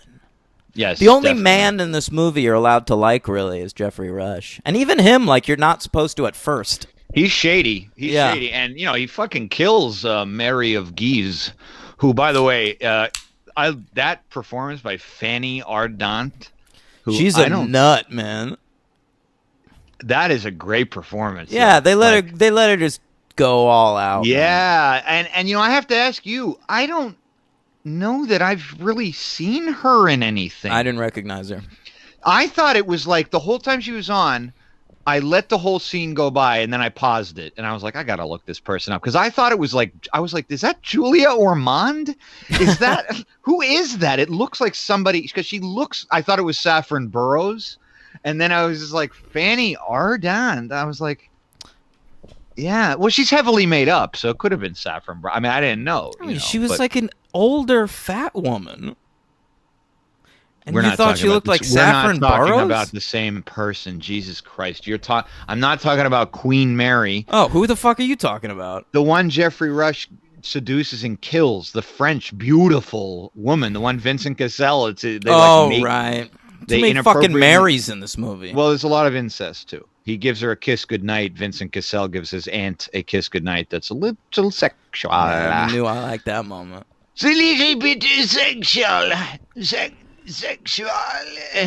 Because Fanny Ardant, her. You know who I'm talking about? Yeah, I do. So there's a lot of behind-the-scenes machinations, and turns out Fiennes is married and cheating on Elizabeth and doesn't really have her best interests at heart. There's an assassination attempt at one point on a river. And a very poorly... Or a canal or something. Yeah, that's cool, though. The arrows come through there. And yeah, that was all right. Very bad archer. Clearly. That was actually Joseph Fiennes' best scene in the movie. Oh, when he's like when rushing, he's sidling up to her on the boat. Yeah. Well, that was one thing in the movie that was a little unclear. There were so many Machiavellian things going on. I was like, what? Like, we know who ordered it. It was Norfolk and all those. Yeah, Norfolk was like, order up. Yeah. Order up! One assassination! One queen plays the queen. One queen assassination. Assassination. But I don't think Joseph Fiennes' character was in on it yet. I think it's till towards the end when No, it's after she dumps him that he like gets mean. Yeah. But Jeffrey Rush was one of the highlights of the movie to me. I was relieved. I was relieved when he was in the second one. Yeah. Mm-hmm. Yeah. I mean, I loved his first appearance in this movie, and he's definitely looked slimy, and then you kind of realize it takes a long time, but you realize he really is pretty much the only person who's loyal no matter what to this woman. Yeah, that's it. It's a real pushover. What a bulbous nose he has. He truly does. He has like a cartoon type of nose, I would say. So cartoony. Elizabeth at the end decides to return herself to virginity. I don't think that's how that works, but but she becomes the Virgin Queen, and then she gets a makeover. There's a makeover montage. And what piece is playing? What piece of music? It's one of your favorite classical pieces of music. I don't remember. That sequence is astonishing. Well, yeah, it is. It's really good. But what piece was playing? They start the opening of the Mozart's Requiem. Oh, sure. Oh, yeah, of course. Yeah. It's fucking intense. Yeah, they play like the whole Kyrie, the whole way through. It's really good. Yeah. I will say, Henry, that was a good sequence, but I mean, it did call to mind sequences like that sequence. You know what it made me think of? What? The end of Revenge of the Sith, when they put the Darth Vader costume on Hayden Christensen. Well, this was first. This was 500 years first. Yeah, I know, but this was also exactly the end of The Godfather. Oh, it's very much like that. I think that's I mean, I don't know if that was intentional. Of course it was. It was like a shot-for-shot remake. Yeah. But I still liked it because it was cool. Of course, the only flaw was the freeze frame at the end. They should have kept the camera just trained on like her staying still and looking confident, but instead they ended on a freeze frame. I thought that was a real bad decision. Oh, I didn't remember that. I didn't really bother me, but there would be no need for a freeze frame because Cate Blanchett is like already like steely as fuck. Yeah, come on, she can handle it. Movie. I think she can. She can hold her own there. Yeah. But yeah, I mean, I think that most of the time overall, I thought this movie was really completely engrossing. I thought it was like a beautiful looking movie. I thought that the intrigues weren't too complicated and too like you were saying, soapy. I didn't think that it was too soapy. I kind of did, Henry. Did you? And here's the thing I was thinking about a lot. Are you familiar with the Bechdel test? Yeah, but run it by me again. Yes, I've read about that. All right, so Alison Bechdel, she's a graphic novelist, created Fun Home. I read that. Yeah, about this movie? No, I read Fun Home. Oh, okay. Well, I love that. Yeah, she was the writer and I think artist also of Fun Home. Yes. And she came up with this thing, the Bechdel test, which is a movie has to have a scene of one or two or more female characters talking to each other without a man present, and the conversation can't be about a man. That's great. Okay. Right. And I think this movie, which is weirdly sort of a feminine empowerment film, it absolutely is. About, called Elizabeth. It's a biopic about a female character. I think this movie probably fails the Bechdel test. Yeah, I'm sure it does. That's totally right. There are no scenes that aren't just consumed by what guy will Elizabeth end up with. Right. Yeah, no. You're right about that. But I also took into account that the conversations they decided to show between her and her, servants, handmaidens, whatever, it was believable to me that she wouldn't be discussing sort of like military or religious strategy. I don't think that she would be discussing anything with them. I think they're shit on her shoe. Well, the movie certainly makes them into be much more than that. It makes them into be like her best friends. Yeah, because they cast all these like up and coming young people and made them like a Greek chorus of sorts. Yeah, but they're like it's her kind of bullshit. I mean, you have. Although doesn't Eccleston fuck that one and kill her? She is not. I what don't happens? think one of. Yeah. No. I don't think she's one of Elizabeth's. She's like another type of. She works for somebody else, and he is married.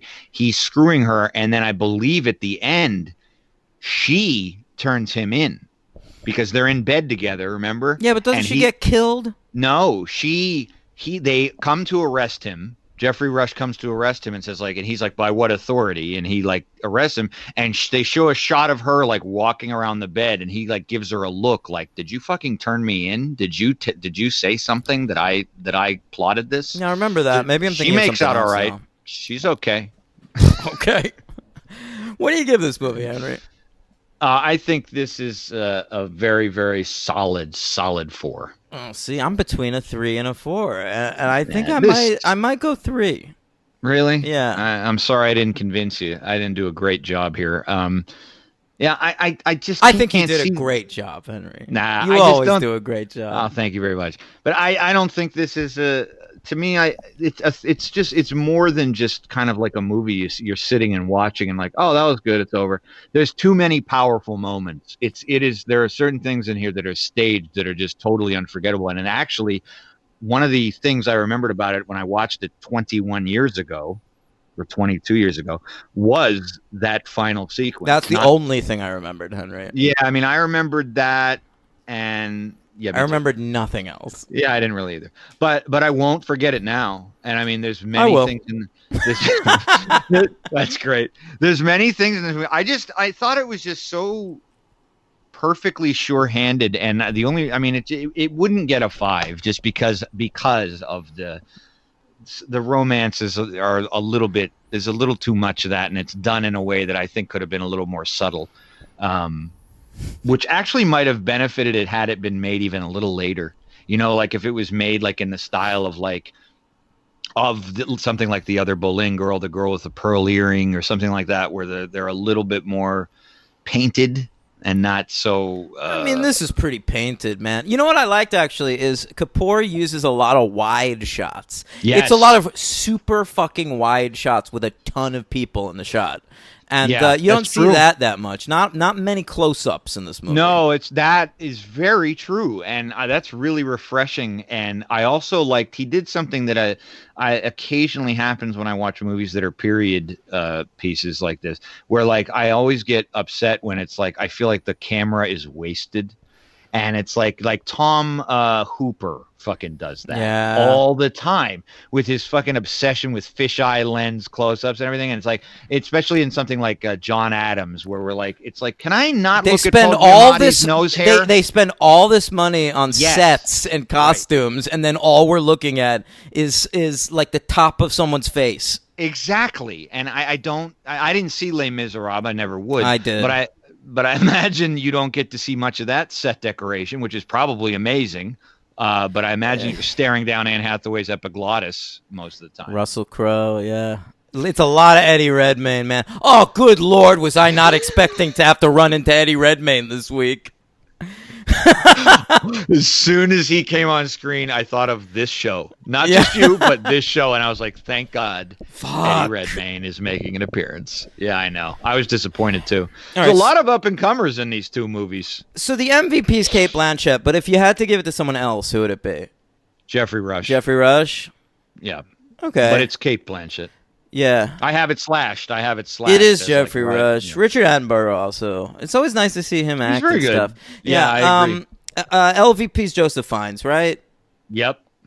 Yeah. I had this movie was pretty easy for me. Yeah. I didn't think there were any other LVPs at all. I thought everybody else was excellent. Christopher Eccleston is a guy who I occasionally love and occasionally fucking hate, and really? He was kind of neither in this. I was just like, oh, he's doing the job. When do you hate him?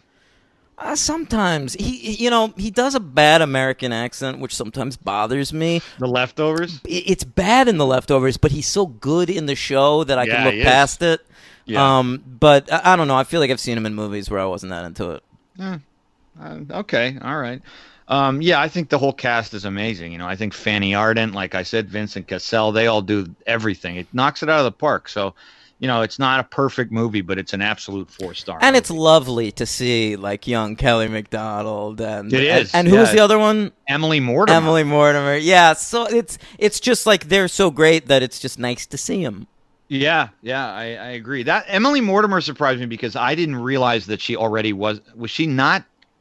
I mean, was this because for Kelly MacDonald, it made like I remember even at the time, like holy shit, that's the girl from Trainspotting. But Emily Mortimer was nothing too. This was around the time, right? I mean, the first time I remember noticing Emily Mortimer was like Lovely and Amazing, and then Scream 3, and that was like I think 2000, the year 2000. So this was like right on the cusp. Wow. Mm-hmm. All right. Yeah, I thought she's been famous forever, and I guess she wasn't. All right. So Dan is on a 3-star. Okay. Mm-hmm. All right. That doesn't bode well for the sequel. I'm sorry to hear that. Well, I'll be honest right now. The first one, I was between a 3 and a 4. The second one, I'm between a 3 and a 2. Okay. So I honestly might end up giving both of these movies a 3, even though there's one I preferred more than the other. Mm-hmm. Mm-hmm. What, just before we move on to the next one, what takes this down from a... What takes this down from a 4 for you? The first one, Elizabeth. Yeah, the first Elizabeth. What would have made it a 4? Just a more serious-minded approach. I couldn't take I mean, soapy is fine. I like The Crown. I like Downton Abbey and shit. But like, there was something about this movie that was just like. It was presenting itself as being like a serious fucking Elizabethan costume drama. Yeah. But to me, it was not interested in any of the interesting things about the time period or the person Elizabeth. It was only interested in romantic relationships, and I just didn't care. Yeah. The whole thing is like, let's throw all these men at her, and at the end she chooses England, and that's like the big moment. Right. But it didn't connect with me. That's really interesting. Yeah. Everything you're saying, I guess the romance to me felt like a side story and not to me. To me, it felt like the movie. Yeah, see, it didn't for me, and I guess I'm just fortunate. I maybe also because I was very interested in the non-romantic points of it about the religion and the monarchy. I was interested in how it was all operating, so I was really focused on that. So to me, it was a very serious. I was movie. interested in that stuff too. I just didn't feel like that's what the movie was interested in. Yeah. Okay. Fair enough. Alrighty then. Okay, is there a superhero? There must be. Kate Blanchett, Thor Ragnarok. Yes. Sorry, let me pull that up here. I got a 5 count on both these movies. God, I'm like Mr. I got recordings over here. I get here's your superhero count right here. All right, that was terrible. Yep.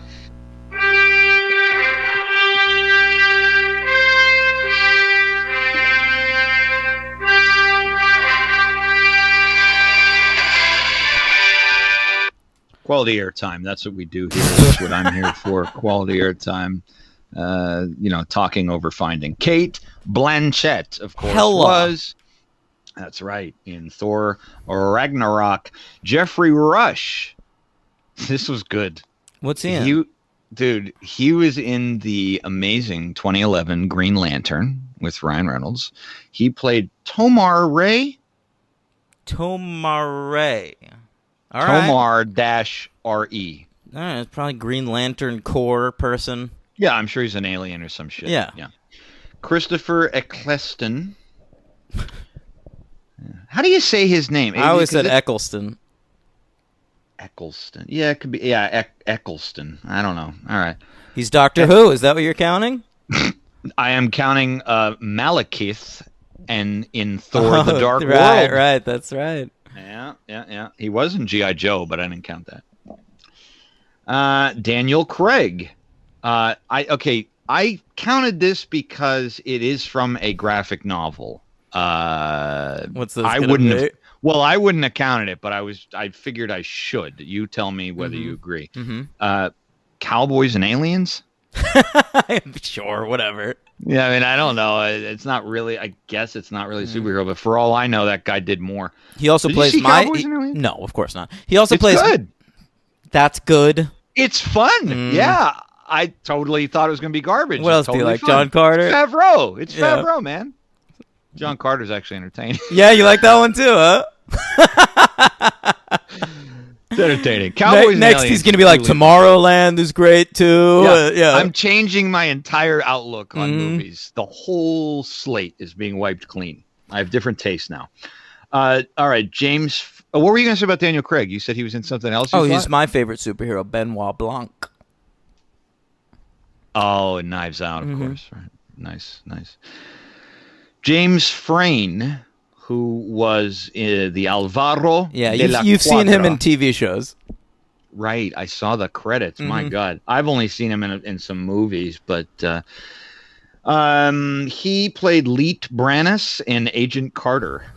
Yeah. Oh, I actually remember him in that. Yeah. Really? And do you remember him as? Or I think you tuned out by this time. I don't know. Azrael in Gotham. Azrael, really? Yeah. They brought in fucking Azrael on that show?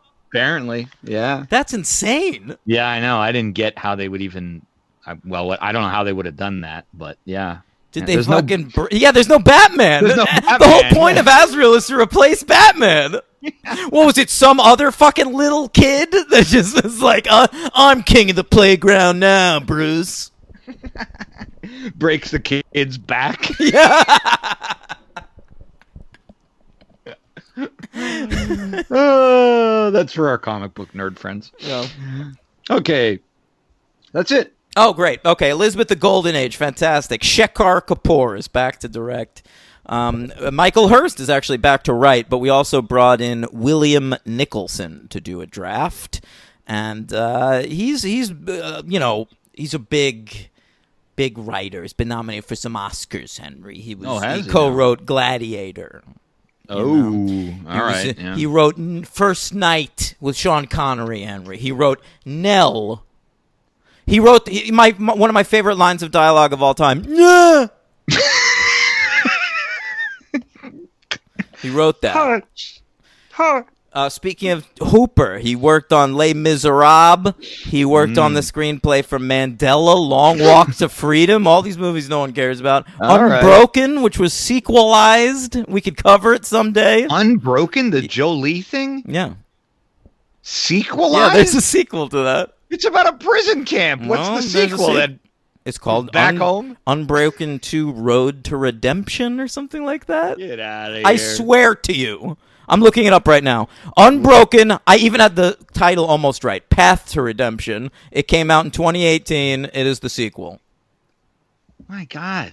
All right. I mean, I saw about 15 minutes of the first one. I didn't see the whole thing, nor did I want to, but we will watch it for the podcast. That'd be a great one. I'm down. Okay. All right. This movie came out October 12th, 2007, about 9 years after the original.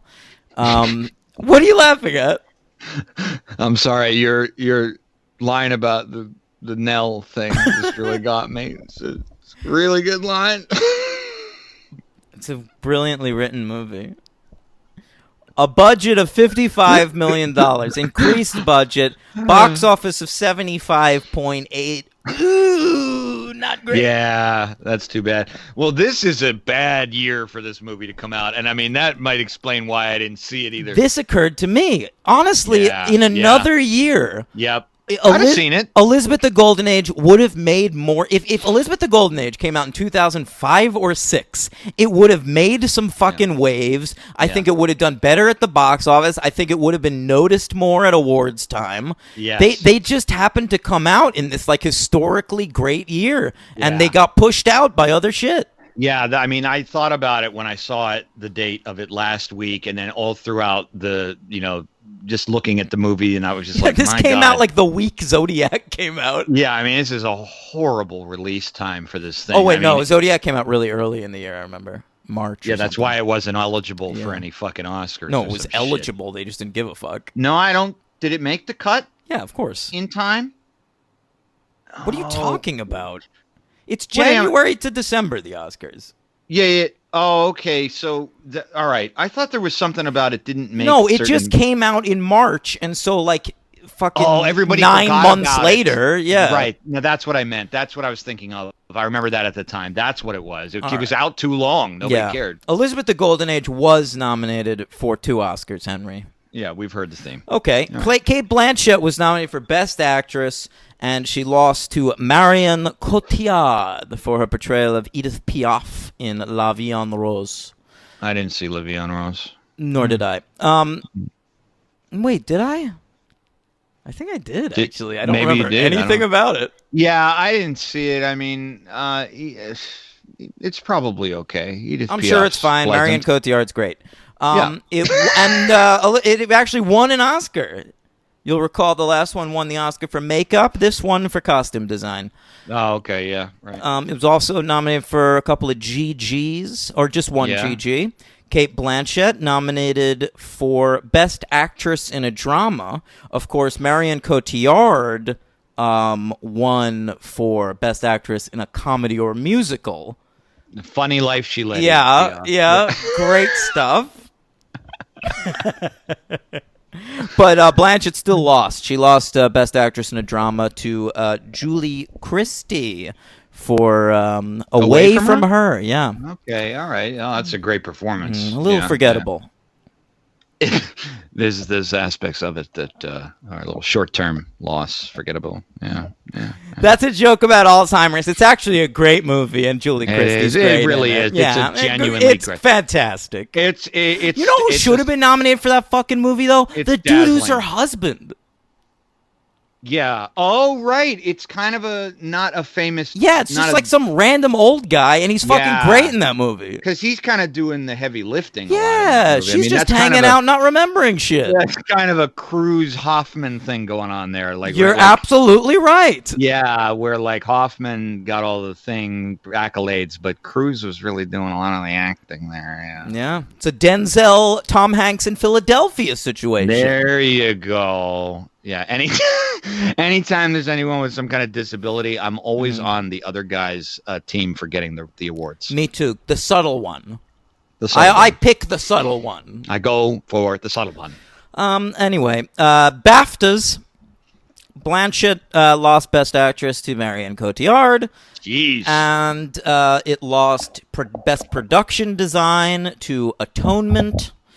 And it was nominated for Best Costumes, which it lost to La Vie en Rose. And it was nominated for Best Makeup and Hair, one award, which it lost to La Vie en Rose. Boy, La Vie en Rose, that really was a big fucking deal that year. Yeah, that tore up that year. Remember, we sold a lot of that soundtrack at Barnes & Noble. I remember we played a lot of that soundtrack. I didn't mind it, though. I didn't either. There was worse shit, yeah. Oh, yeah. I mean, Edith Piaf over the fucking 50s I'll take over a fucking Putumayo soundtrack. Let's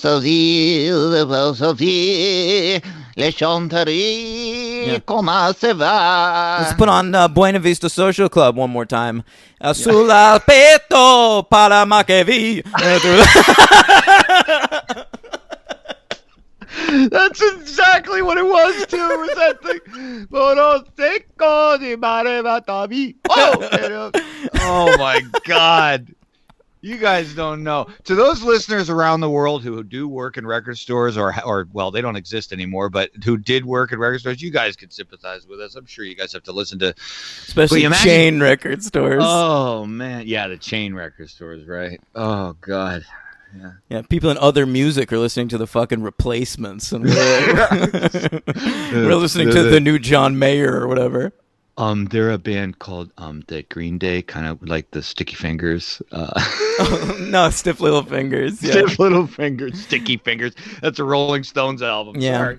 All right, so this takes place like 30 years later. It's 1585. Is that when I couldn't figure that out because I could tell because the first shot of the movie listed exactly what year it was. It did, but I didn't remember what year the first one took place. Oh, well, I had it written down. And in 30 years, that's hard to believe. I mean, I figured it was that far. She's playing a much older. She did not age at all. No, she did. Stop not it. To me. Stop it. You're being very nice to Kate. No. I'm honestly not trying to be. I swear to God. I was like, I swear in my head, I was like, I guess maybe 15 years have passed. Nah, she looks like a young ingenue in that first one, and she looks like a weathered, beaten Really? down. You thought so? I mean, she's still beautiful, but like... No, I know you're not knocking her. Yeah. And I'm actually not trying to praise her. I did not notice, 30 years, Yeah, you're right. It's like 1550s in the first one, right? Yeah, 1554. Okay, all right. See, I painted a little. It's exactly 31 years later. Damn. All right. Okay. Yeah. I mean, 9 years have passed in production. All right, set it up for me, man. This movie's fucking ridiculous because it doesn't have a through line whatsoever. It has two plot lines, basically. One, I think one where she's super into fucking Clive Owen, and he's an adventurer. He's a pirate king, and they, but he's more into her footman, her secretary. Her foot woman. What's her name? It's one of those British people. Imogen Poots. No, Abbie Cornish. Okay. Imogen Poots. One of those blonde Brit Aussies or whatever they are. Yeah. Yeah. First of all, I think Clive Owen's great in this. I did too. He's having the time of his life. Yeah. I'm glad to hear you say it because I know you're not. You don't probably have a feeling either way about him. I like Clive Owen a lot. I just think sometimes he's in movies I'm not into where he plays it one particular note. Like I'm gonna be the low key, confident, quiet talking, suave guy. Very much I so. am not into that Clive Owen. I agree. But the Clive Owen of Closer fucking rules. Yeah. And The Nick, which you still haven't watched, but what else though? What was Clive's breakthrough role Croupier. other than those BMW ads? Croupier, which was the first thing I saw him in. I saw that in the theater. What's the first thing I saw him in? I don't know. I mean, Croupier was where I was like, "Who's this cool dude?" And then he didn't really resurface for a couple of years. There was Gosford Park. He was in I never that. saw that. But yeah, he was just sort of around. Yeah, and then he had his big run in the mid 2000s. Yeah, right. I liked him in Inside Man. Oh, he's great in that. Yeah, but then there's stuff. Bourne Identity, but then there's stuff like Duplicity and Children of Men and Derailed and King Arthur, where I'm like, get out of here. I love that you just named 3 shit movies and included Children of Men as though it was. I mean, I did that on purpose. That's fucking great. But I mean, the performance he's giving in Children of Men is actually similar. He's not really emoting a lot in Children of Men. No, but that's a great character. I mean, he's like an alcoholic, like complete mess who wants nothing to do with government. I'm not gonna get into it. He's fucking great in that movie. I don't know, but you're right. In this movie, he's perfect as Sir Walter Raleigh, the famous explorer. Yeah, it was like they were like, listen, you're going to have a pirate ship and a fun mustache, and Clive Owen was like, and that's it. And then sounds good. Oh, and we're gonna bathe you in light that makes you look like the most handsome man in the world, and give you a fake tan, and you get to sleep with like 2 different women, and you get to sleep with 2 women. Yeah, you get to sleep with Abby Cornish and Cate Blanchett. You think he's got a tan because he's out on the seas? I assume, but I actually just thought of that now. I didn't think of it before. And he's not on the seas most of the movie. Like, Blanchett's keeping him hostage in England. Yeah. No, it's true. He's not on the seas at all. He comes back and then he stays. Yeah. But he's great. He's just got the charm. He's awesome. I think it's another thing about him you don't see him do, which is why he's so good in this movie. He never fucking smiles in any movie he's ever in. And in this movie, he's like, he's smiling. He's having a real nice time. That's what Duplicity was missing. That movie should have been fun. Why weren't people smiling? Because they were in Duplicity. Yeah, I know. It's a bummer. Yeah, I remember making fun of that movie like months before it came out. I mean, and I was surprised because you were like Tony Gilroy fan #1 at the time. Didn't matter, man. I can tell a turd when it's coming. Come on. Someone's going to defend that movie in the comments. I don't know where the comments are anymore. But we'll never know. Yeah. Henry, and the other big storyline in this movie is obviously evil Spain is doing some really evil things behind the scenes. We're going to cut to them every so often. We're going to bathe them in blue light. They're going to be talking like they're fucking Dr. Claw from Inspector Gadget. Yes. And See. And all right, so and then there's Mary Queen of Scots, who's also evil. Samantha Morton, which this movie made me want to see Mary Queen of Scots from a couple years ago. It made me too, because I was like, is she a villain in that movie? Well, I want to see it, and I couldn't. It was free forever, and I didn't watch it. Who's in that again? And now it's not. Saoirse Ronan, and fucking Margot Robbie. Oh yeah, Robbie. And I think Margot Robbie plays Queen Elizabeth, and Saoirse plays Queen Mary. So I'd really like to see that now. But this is a very clear cut. It's kind of but that's one of the reasons I kind of liked it, is because it's so ridiculously unabashed. It's dumb. Like, it's one of the first movies I've seen.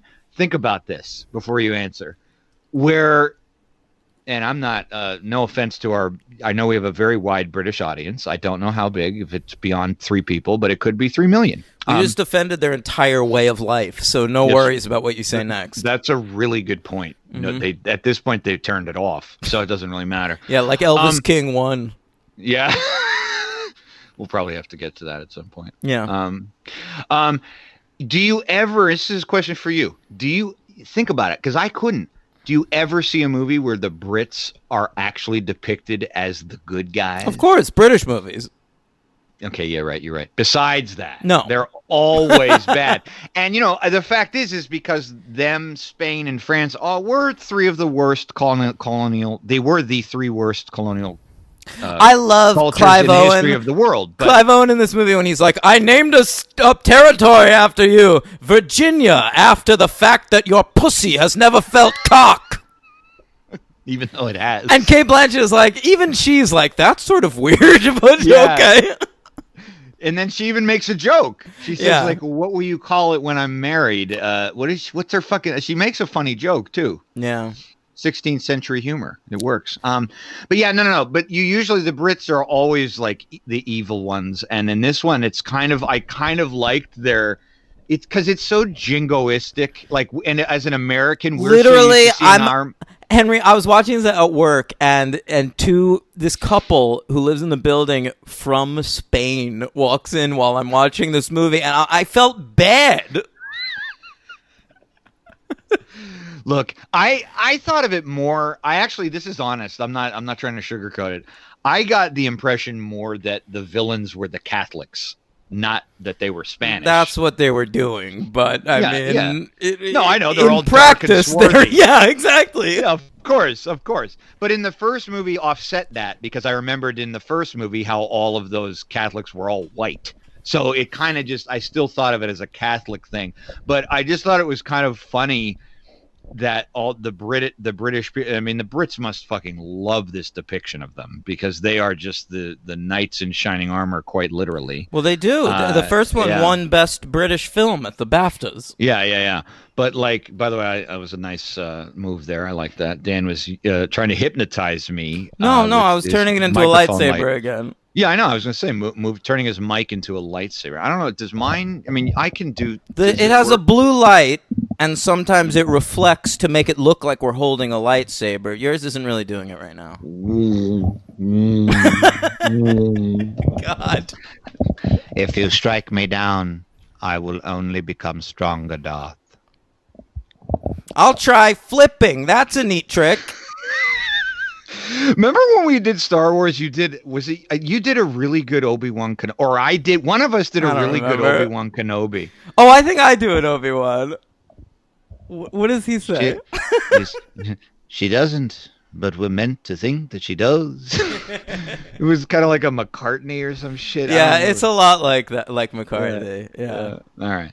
But yeah, I liked it. I mean, I thought this movie, I didn't go in with that many expectations. I'd never seen it. You never saw it. Wait. Of course I know him. He's me. That's it. Of course I know him. He's me. Okay. Oh, Eddie Redmayne. We're talking about British movies. Can we get into Redmayne? Nah. Yeah. Okay, fine. I was going to talk about the fucking truly, I'm sorry. I mean, you might not have liked this movie that much. I don't think you hated it, but some of the fucking visuals in this movie were astonishing. Yo, it was a cool boat fight at the end, man. That last 45 minutes. It's the final 45 minutes of an Armada fight. But the problem with the final, but it's not the end of this movie. It's like not what it's setting up at all. Like this whole movie is like Clive Owen, will they or won't they? And then the last 45 minutes is just boat fight. This is so interesting. We are so divergent on what we were, I don't know, paying attention to. This again with this movie. I feel like, first of all, I think the romance is better handled in this movie. Definitely, but I mean... But I still think the movie gave equal time to this invasion. I mean, they're protecting their entire country. If they succeeded, it's over. There's no through line, man. What through line? It's I never knew what the important things in this movie were. It was just like, this is the Golden Age. During the Golden Age, there were boat fights. At one point, there was a horse swimming. And that was awesome. It was. That's why I brought it up. And Clive Owen fucked Queen Elizabeth. Okay, yeah. I mean, they're not. You're right. I mean, both these movies do not do one thing, which I don't think they want to. Clearly, they do not show you like other movies, like even like Braveheart or a lot of other movies like that take place back in olden days. They don't show you really what life is like in any other stratosphere. Oh, no. We never set foot outside of the fucking castle. Correct. And that may be a flaw, but I still thought I was really into this movie. Like, really. I thought this movie was really good. But please bring in Eddie Redmayne. Well, I mean, I don't even remember. How does he involve himself? He's the assassin.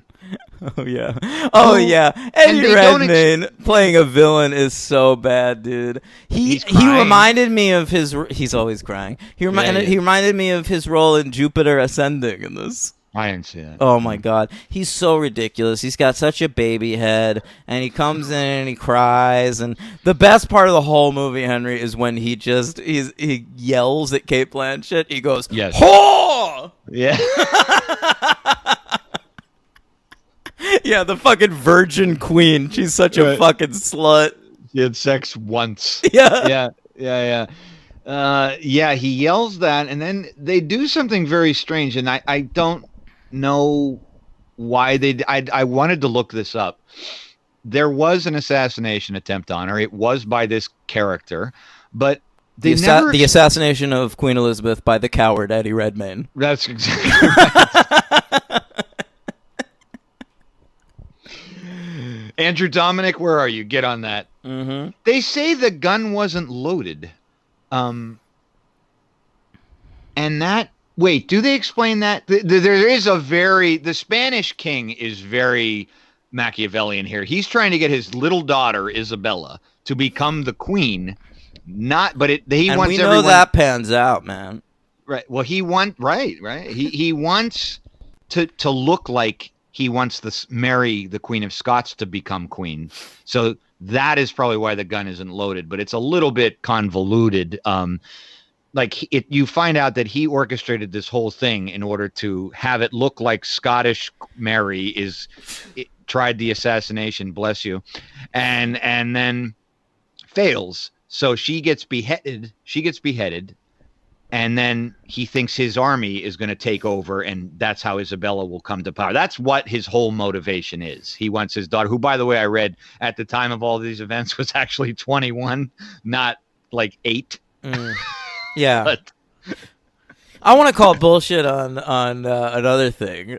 Yes. Queen Elizabeth, right before the big boat battle, Henry, prancing around on horseback, wearing armor, trying to pump up the troops with a motivational speech. I really need to know if that actually That happened. Never fucking happened. She really never stepped foot off her fucking throne. I really want to know. I of course I want Get that too. out of here. They're Bravehearting it up there. You know, Oh it's my funny. God. You know how many don't you know? I feel like the horse was going a little wild in that scene too. It was prancing everywhere. Maybe she doesn't know how to ride a horse, Kate. I don't know. She probably does. I feel like they maybe had to cut around that horse. Yeah. If she's friends with Billy Bob Thornton, he could teach her. He has all the pretty horses. Oh, that's right. Yeah. He's also a box master. What the fuck is that? That's the name of his weird, polka band or whatever. Oh, my God. Jesus Christ, Gamby. Yeah, I don't know. You ever notice a lot of these movies, and they never do it successfully? I even saw, I rated it highly on Letterboxd. It's a really great Netflix movie, The King, about Henry V. I know. You love Netflix movies. But they that movie got a lot of accolades, by the way, by me. Well, that movie's like a real movie, isn't it? It's directed by someone who's like an actual director. Yeah. Absolutely. I don't remember who. Actually, it is. It's somebody of note. But anyway, it's the Animal Kingdom guy. Yes. They go a lot for those sequences ever since Braveheart came up, where soldiers are lined up and the general strides past and tries to give this speech, and they never Here's what we're gonna do. It never works because Braveheart did it in such a manner that was so unforgettable that's all you're thinking. You're like, oh, it's just like that scene in Braveheart. It's like no one. It actually didn't even make me think of Braveheart. Although you're right, it's identical to Braveheart. But didn't think of that. To me, it felt like in a sports movie when the old coach has to it's halftime, we're down. This was Al Pacino in Any Given Sunday. I can't do it for you. I'm too old. You think Y.A. Tittle was reliant upon his coach? Is that what you think? Yeah, I think maybe Billy Bob coached her on this after Friday Night Lights. There you go. Yeah. There you go. Anyway, I think what we've really discovered in this podcast is the strong personal connection between Cate Blanchett and Billy Bob Thornton that we've invented. I'm all for it. I hope it comes to fruition. It does remind me, if they do end up together, though. Is Cate Blanchett married? I believe she's married to like some sort of millionaire or something. One of those, Is like that a right? Salma Hayek. Yeah, like you know how Salma Hayek did. Yeah, I know. You know, like Salma Hayek has like another last name. Yeah, now. it's so stupid. I could be wrong about Kate. Look it up. I'm curious though. Let's see. She should be with like you know. Since 1997, Henry, she's been married to Andrew Upton, who does work in the film industry. Okay. He is a producer, but lately mostly of things Kate Blanchett is in. So what did they meet on? Was it Oscar and Lucinda? yeah, So- maybe. Well, that's kind of nice. It's nice to hear that she's been with the same guy for 23 years. Jesus. You like that? know. I mean, it's pretty rare in that town. It's pretty rare. Unless you're Kurt Russell.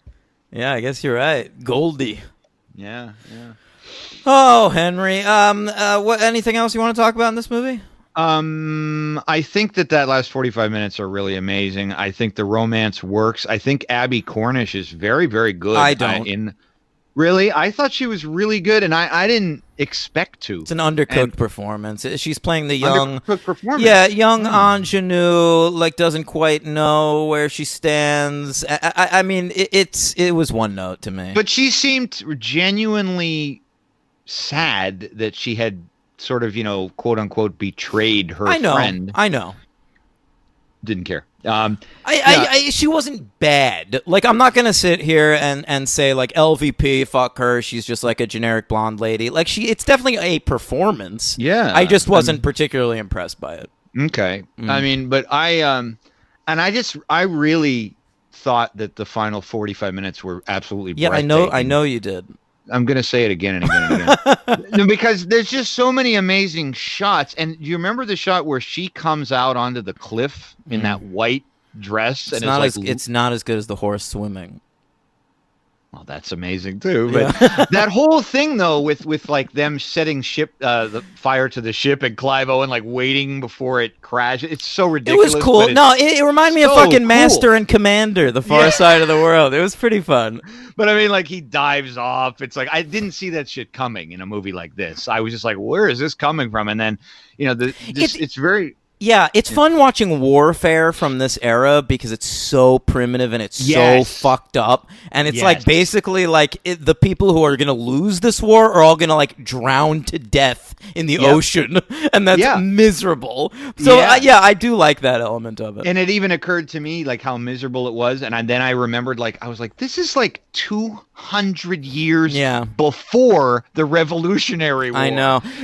You didn't talk me up to a 4 in the first one, but you talked me to a 3 in this one. I'm going to give both of them a 3, and but I am going to say I think the first one's a little better.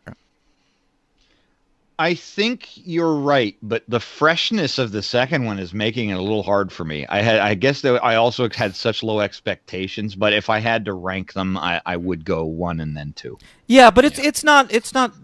I don't like. I feel like the first one was so well regarded, and the second one so ignored, and I don't think that should have been the case. I think if anything, the first one was probably overrated at the time, and the second one was underrated. Yeah, I think that's probably fair. I am also giving this movie a 4-star rating. Oh, okay. Yeah, I think Great. it's a solid 4. Who's Again, your not a MVP? 5, but my MVP is Clive Owen. Clive the Jive. I'm going with him too, and my LVP, of course, baby-headed Redmayne. I didn't have one because I forgot about him, and now, thanks to you, I do. Yeah, Eddie Redmayne. I mean, I'm not a fan. He's pretty minor in this movie, but they sucks. Give the role of the assassin to him. Fuck this kid. Dumb Eddie Redmayne. I've never liked him in anything. In a single solitary moment of a performance, I've never liked this guy. I don't hate him that much, but you know what? I can understand why you feel that way. It's not somebody where I'm like perplexed. I get it. He's very cloying. I watch it. I'm like, what do people? It's funny. Like he's so punchable. Like I want to punch the fuck out of him. And like that makes me sound violent, but like think of a guy like Timothée Chalamet, who I think like as a person, if I met him, I might want to punch him, but he's such a good actor that like the performances he gives, he creates characters that I don't want to punch. And I think that is the mastery of someone like him. Excellent. Yeah, excellent point. And he's the king in The King. Chalamet? Yeah, he's Henry V. No. Yeah. I'm still not going to watch it. Okay. Yeah, no, you're right about Redmayne though. You feel like you want to do some practice on him, some bag practice there. Yeah. All right. Superhero count? Yes. Eddie Redmayne, Jupiter Ascending. I mean, sure. I have a 5 again, another 5, and here it goes. We have Clive Owen, of course, was Dwight McCarthy in Sin City. She sure was. This guy was great in the movie. He's the main villain, Jordi Mola. He's the king. The Spanish guy. Yeah, King Philip II of Spain. He was in a deleted scene, but I counted it anyway. He's Castillo in Ant-Man. Don't take that guy out. He's good. He's cool. I'm all right. Who's next? Rhys Evans, who we didn't talk about at all. Rhys. Dude, you know him 1,000 fucking times. You know this guy. Rhys Evans, the Welsh actor. Oh, Rhys Ifans, that guy. Ifans, Yeah, who'd he play? Because I saw him in the credits and I didn't know who he was in the movie. Oh yeah. I mean, his name's Robert Reston in the movie, but he's the guy who just wants to he goes to prison. They get him for the assassination attempt. He's the guy behind bars who says, "I did what God wanted me to do." I didn't recognize him. I'm used to him being like young and weird and stuff. He's always given like twitchy performances. I feel like I'm not used to seeing him in a period piece. Yeah, it's true. Yeah, he was the lizard in The Amazing Spider-Man, right? That's right. Mm-hmm. That's right. Well done. Tom Hollander, speaking of Spider-Man. Yeah, he's Spider-Man. No.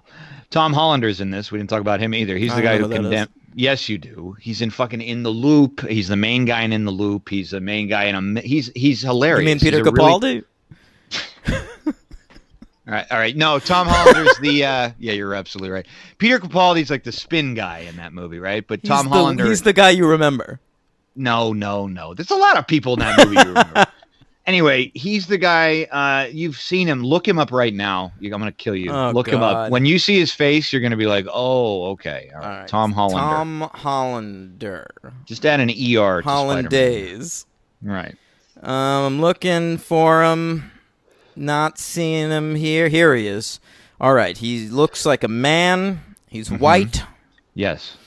Yeah, I kind of remember him from that...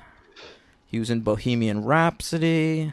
Valkyrie by Pirates of the Caribbean. Of course, I didn't see any. He's one of these actors I've seen in like 1,000 things and just never took note of him because he's just fine. Okay. All right. That's fine. Anyway, he was. This is funny. He's the voice of Alfred Pennyworth in Harley Quinn. Oh yeah, sure. And I got one more for you. Kelly Hunter is a British actress who played the wife of Geoffrey Rush. You can see her at the very end of this movie when he dies, which is also, by the way, a great sequence. His death, Geoffrey Rush. It's all right because you care about the character, but in practice, it's just okay, I thought. Anyway, his wife played... sorry, I lost it. Oh, Argon. Oh, this is great. She was in something we've covered. She's an Argonian citizen in the 1984 movie Supergirl. Oh, so she's from the planet. Yeah, maybe she had a scene with Peter O'Toole. Well, she would have been like 20 years old. I'm seeing right now. So she was maybe one of. She had a couple scenes with Peter O'Toole. My dear, let me come into thy trailer. Let me show you about acting. Would you like to see my O'Toole? Don't leave. My dear, it's a movie called Supergirl. What else are we going to do in between takes? Am I right? Run lines. All right. Run lines. Slow gin fizz. All right, Henry. What a great time this was. Elizabeth.